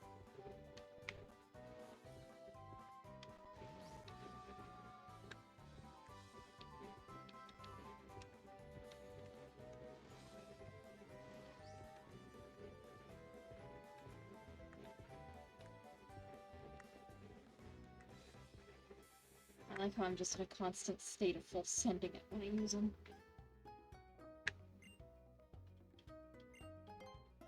Alright. So now that I've got my roller skates, I should probably go challenge the gym leader, yeah?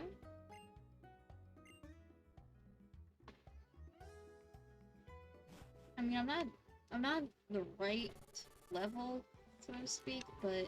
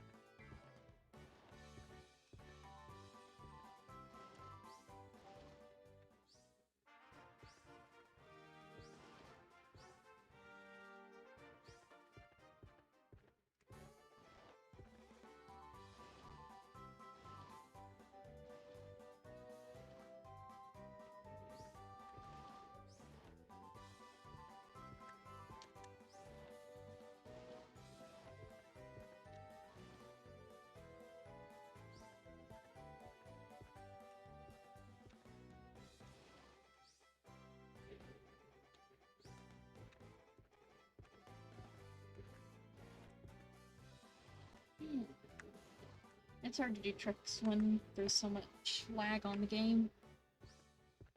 Alright.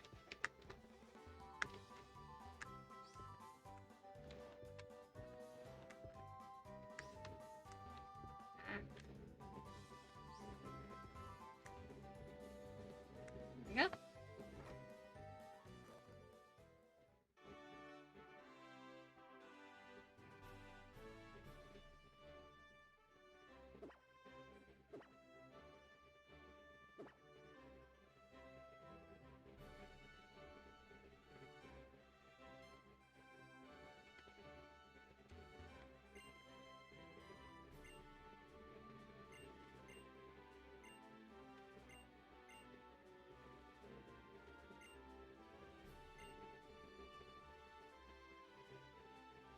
Alright, let me actually go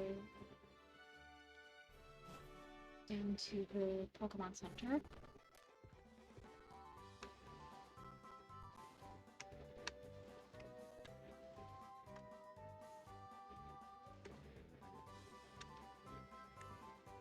I want to get something from here first, before I even think about going into the gym.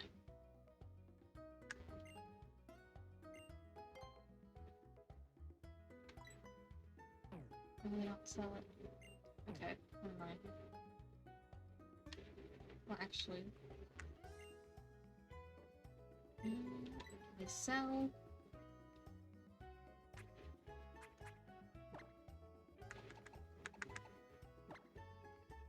7 Pokeballs. Now I will buy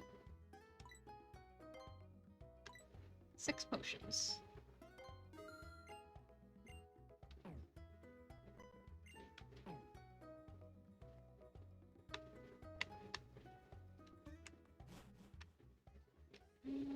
You know what? Instead of challenging the gym leader right away, let's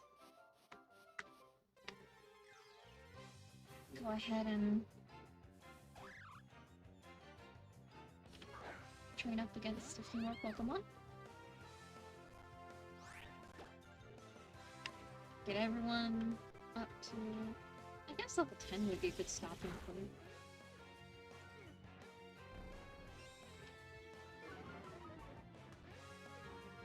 We'll get everyone up to level 10, or we will stream until midnight.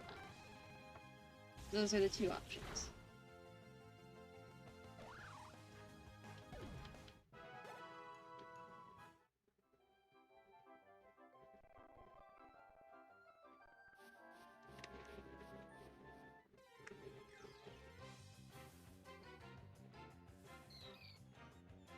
Oh, Zuru.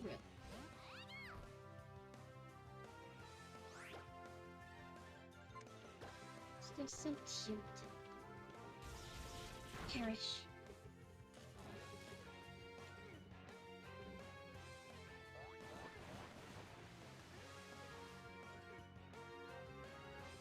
Once more.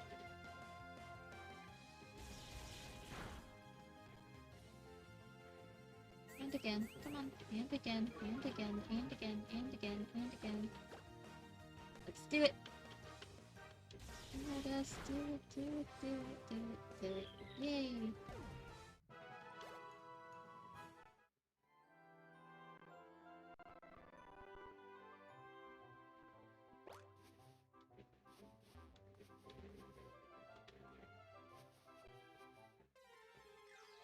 Pokemon? Oh, suddenly Pikachu.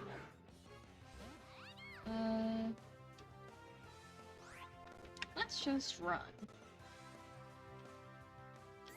No, I want to run. I'm pretty certain of this.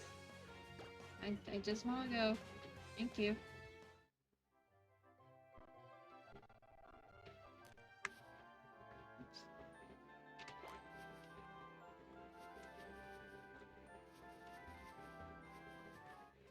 Here we go.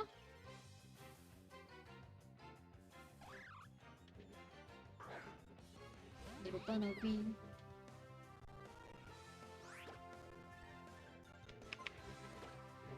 Getting zapped. Bye-bye, Bumblebee.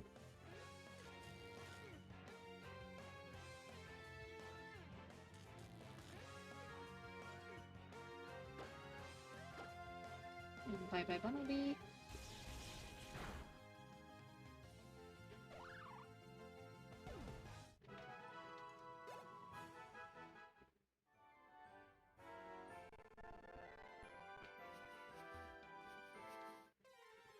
Great.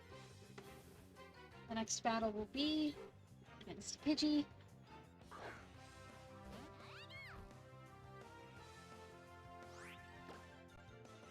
So fight, and then Thundershock. And I just realized that I haven't done any sort of play with the Pikachu, so the Pikachu does not have the 2 hearts yet. And again, I don't think my Caterpie does either. So 4.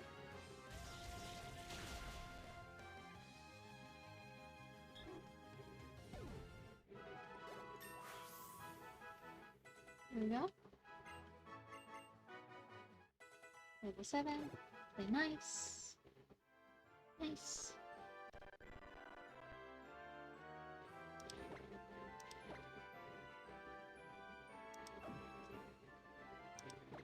Let's go ahead and play.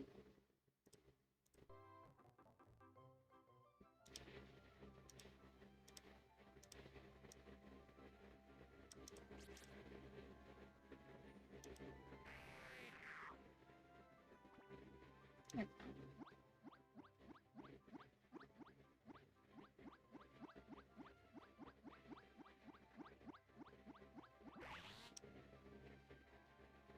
Happy little thing.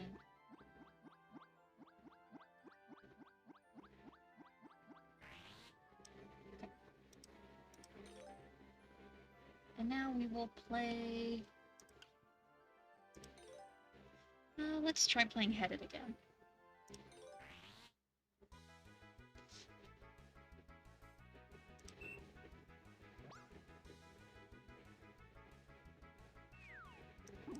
What?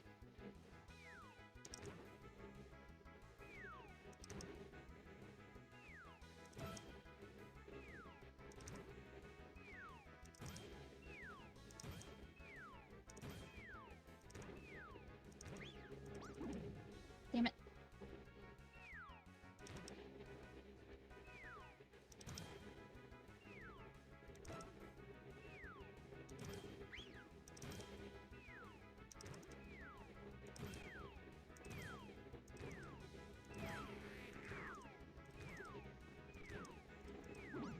Damn it.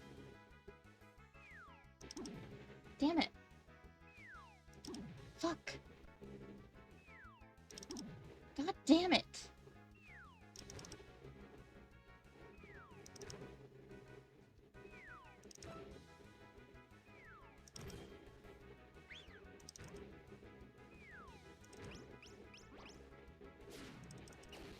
Damn it.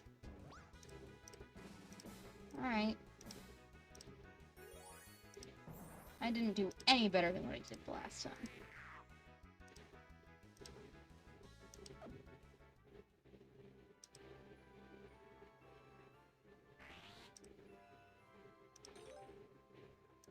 At least one of the two of us enjoyed that.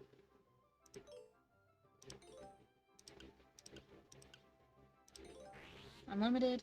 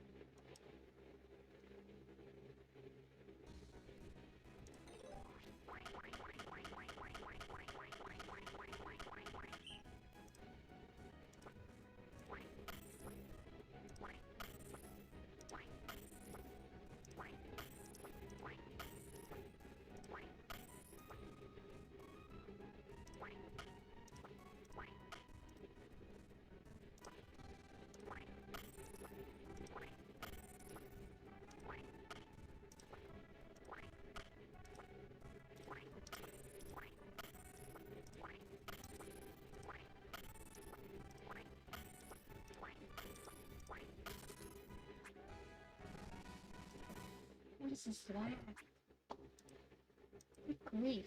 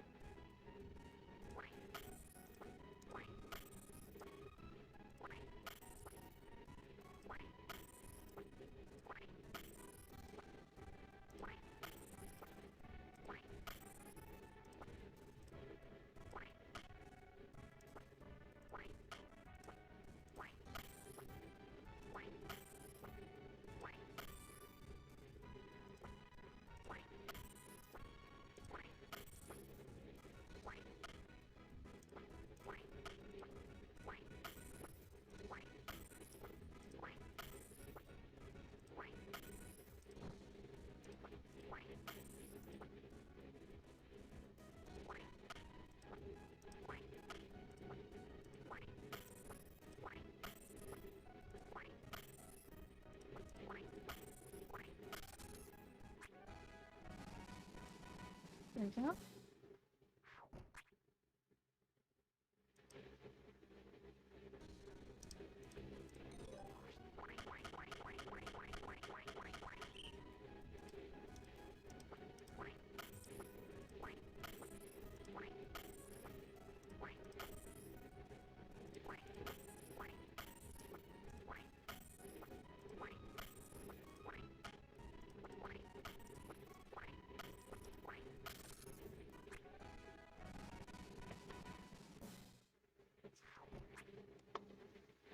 Emulation, configure,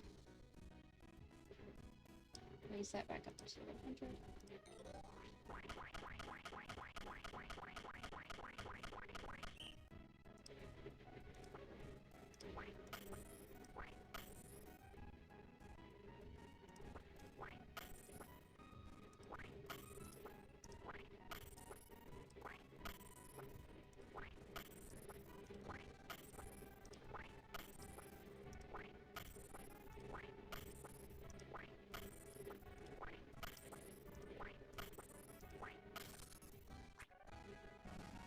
There we go.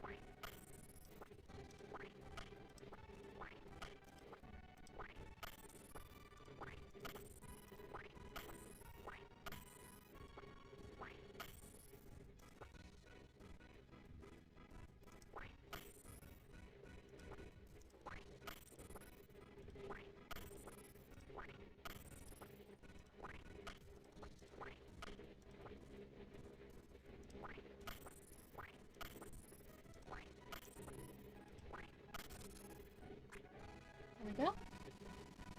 11 seconds. 11 seconds, rather.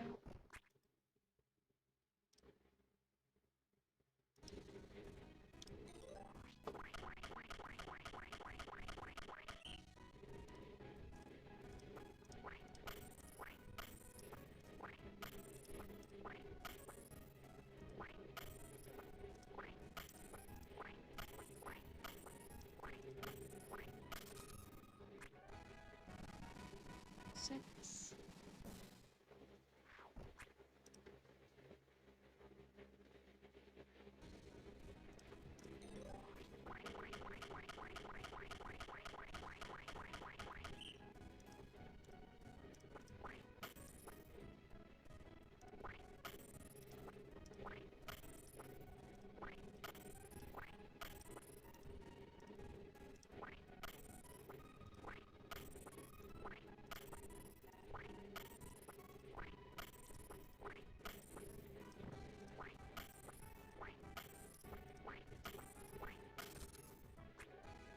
There we go. I'm at 32.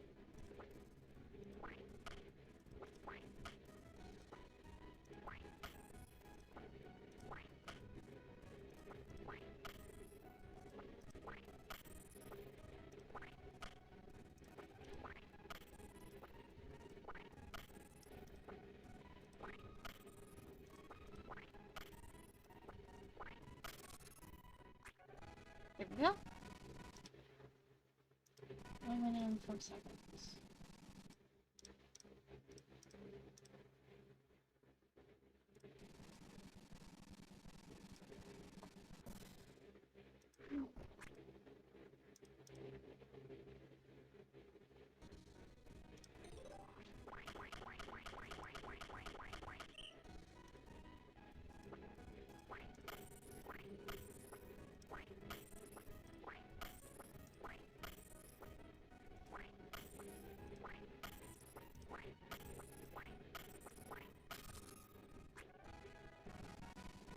Oh boy. The beginning of the end. Starting to slow down.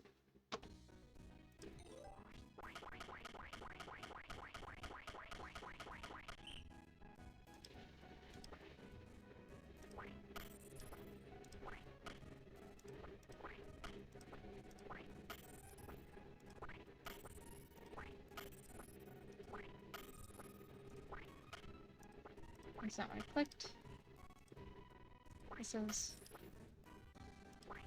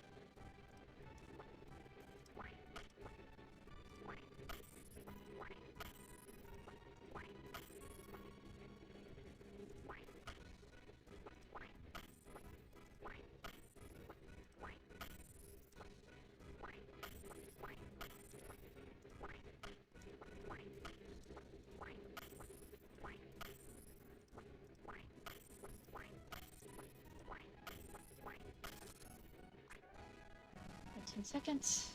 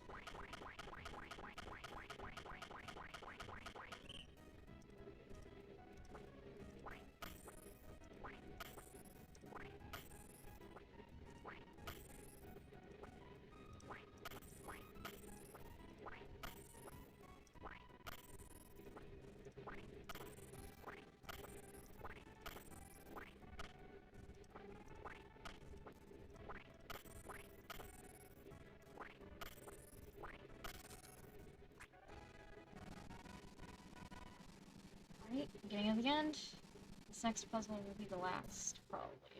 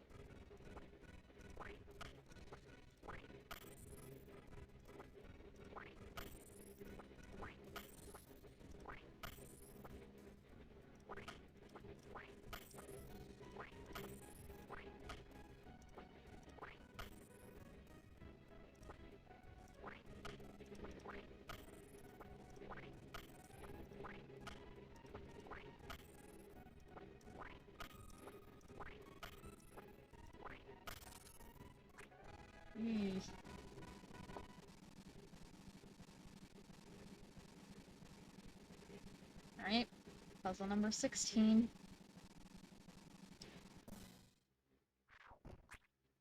Or maybe I should just let the time run out on this one. I think I'll just let the time run out on this one. No, I'll still fix it up a little. I gotta at least make it look like I tried.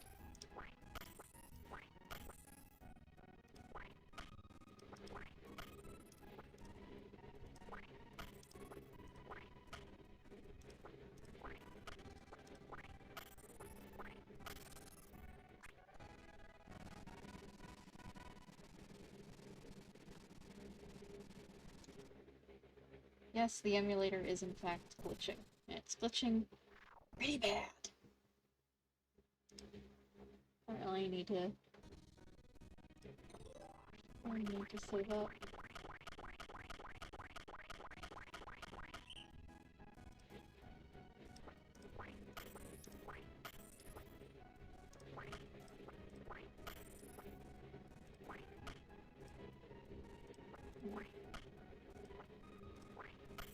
You. No, you. Yeah.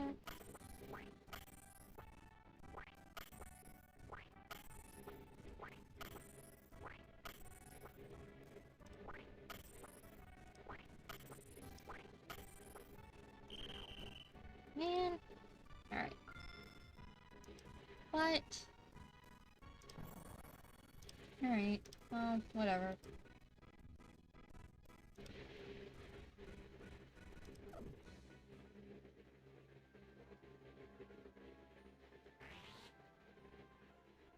Be.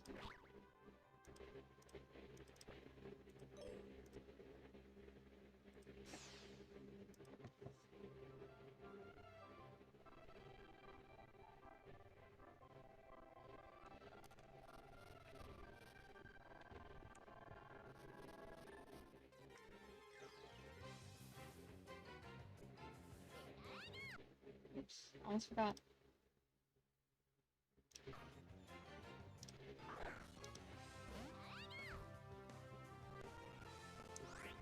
I still have nothing to handle a Pikachu with, so I again must just run.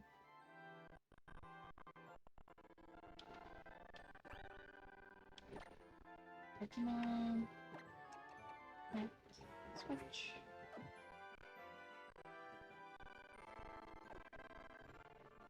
I would like to see how many hearts each Pokemon has now. 1, 9, 1, 1, 1, 9. Okay. Switching to Pika. Pika will be played with and be given some Pokeballs. Here we go.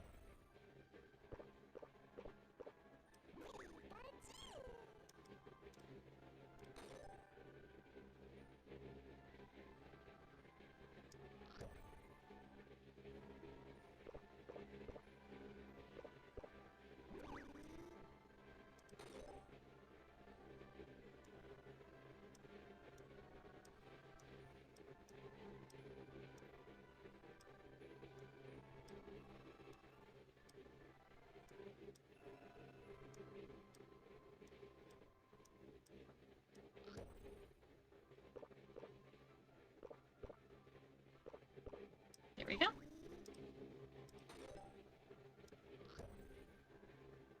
No. Oh, the flick of the wrist. Nope. Flick of the wrist. Stop it.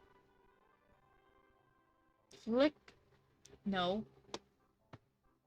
Flick.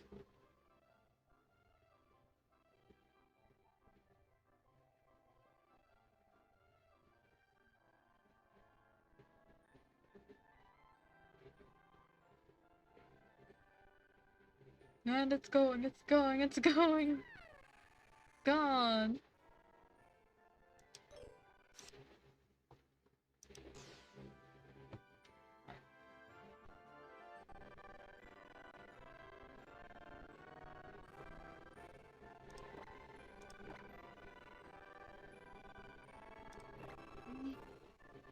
Switching over to pitch. Play.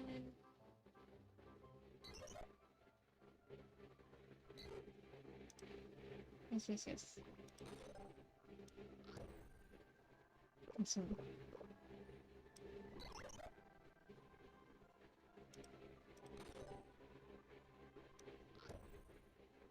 No.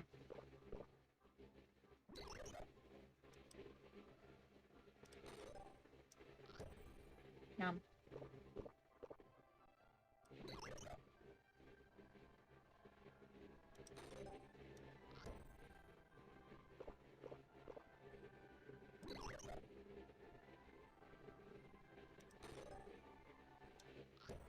Nom.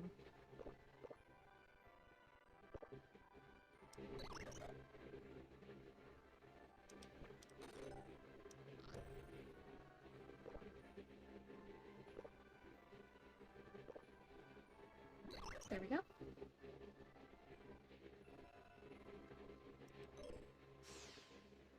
All 5 down.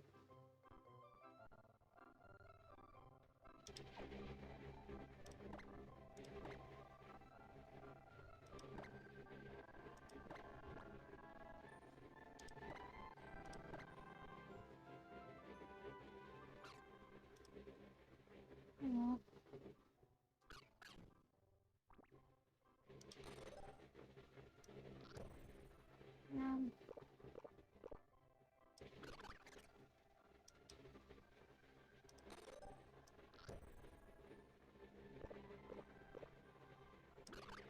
Adorable.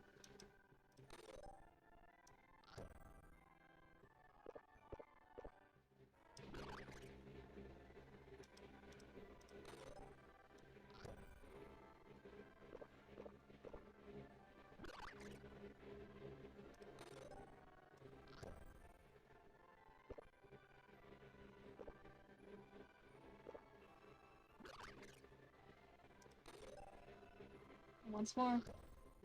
Watch we get some air on this Pokeball. Hit!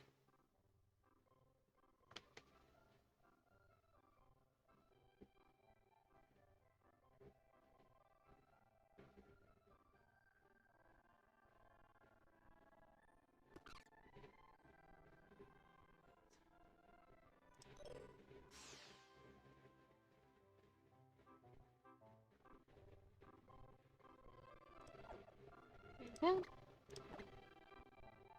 Right. Still only 1 heart. Boots has no hearts. So let's go fix that really quick.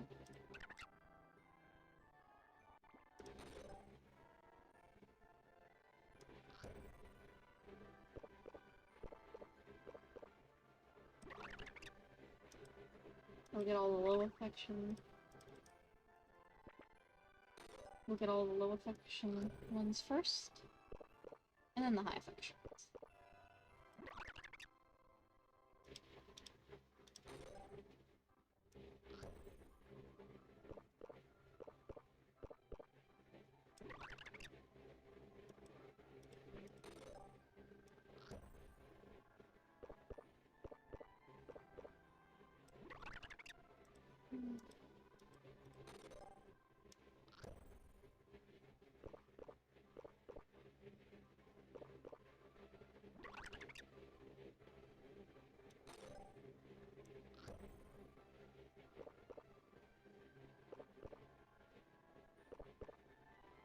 There we go.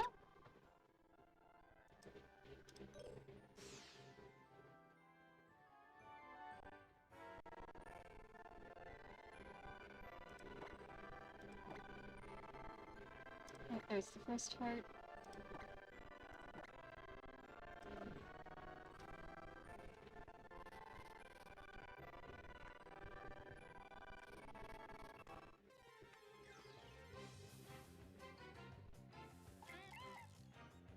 Oh, Bidoo! Great!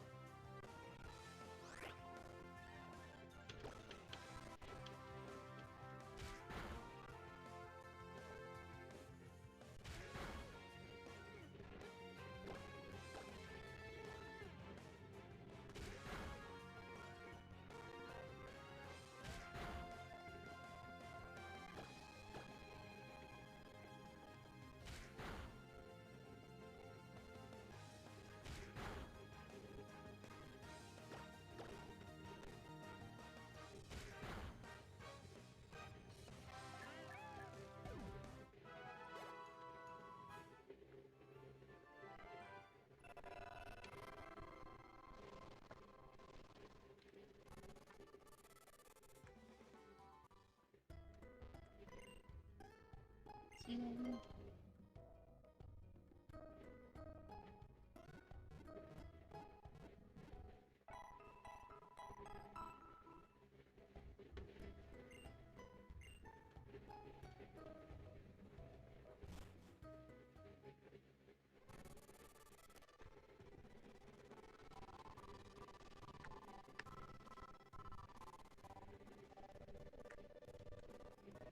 Wait.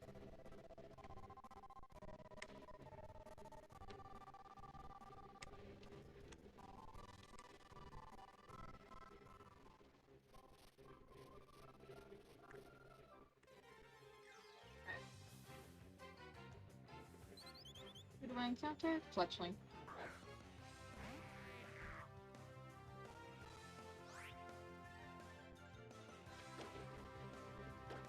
Tackle.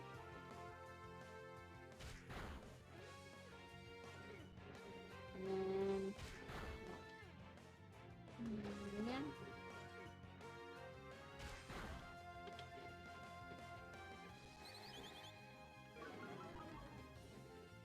And one more time.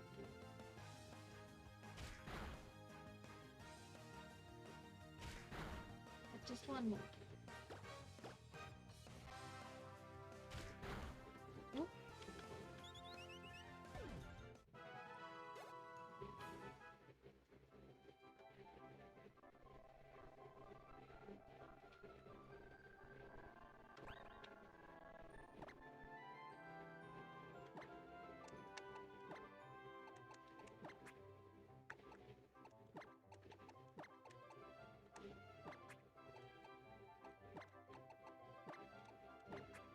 Right?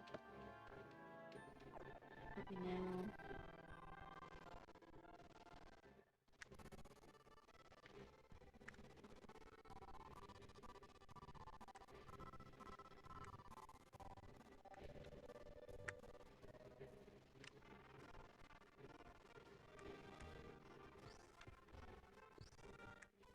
There we go.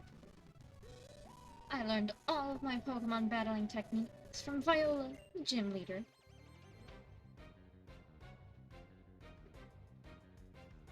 Raising the Star Luis, Enter Psyduck. The bad news for the both of them, I have an electric type, so...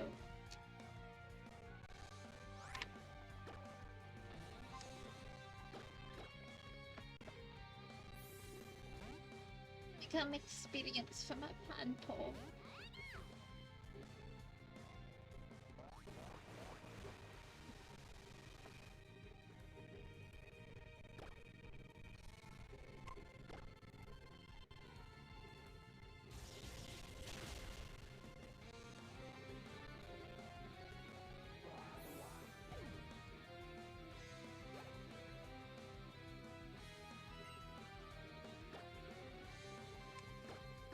Back into Boots. Boots doesn't learn Scald until a few levels after level 10.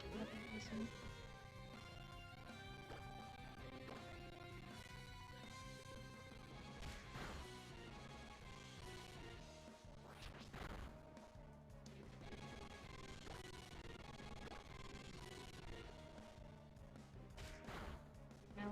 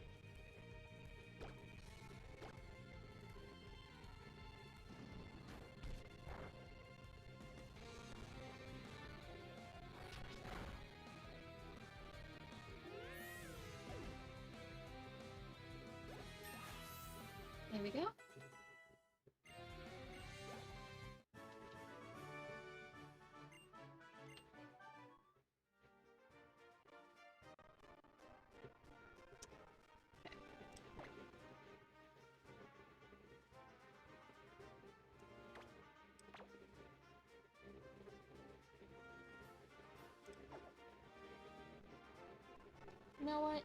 It's 16 minutes until midnight.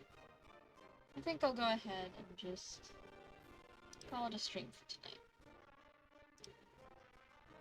So, thank you everyone for watching. My name is Dolly Molly Nanika, and I will see you all next time.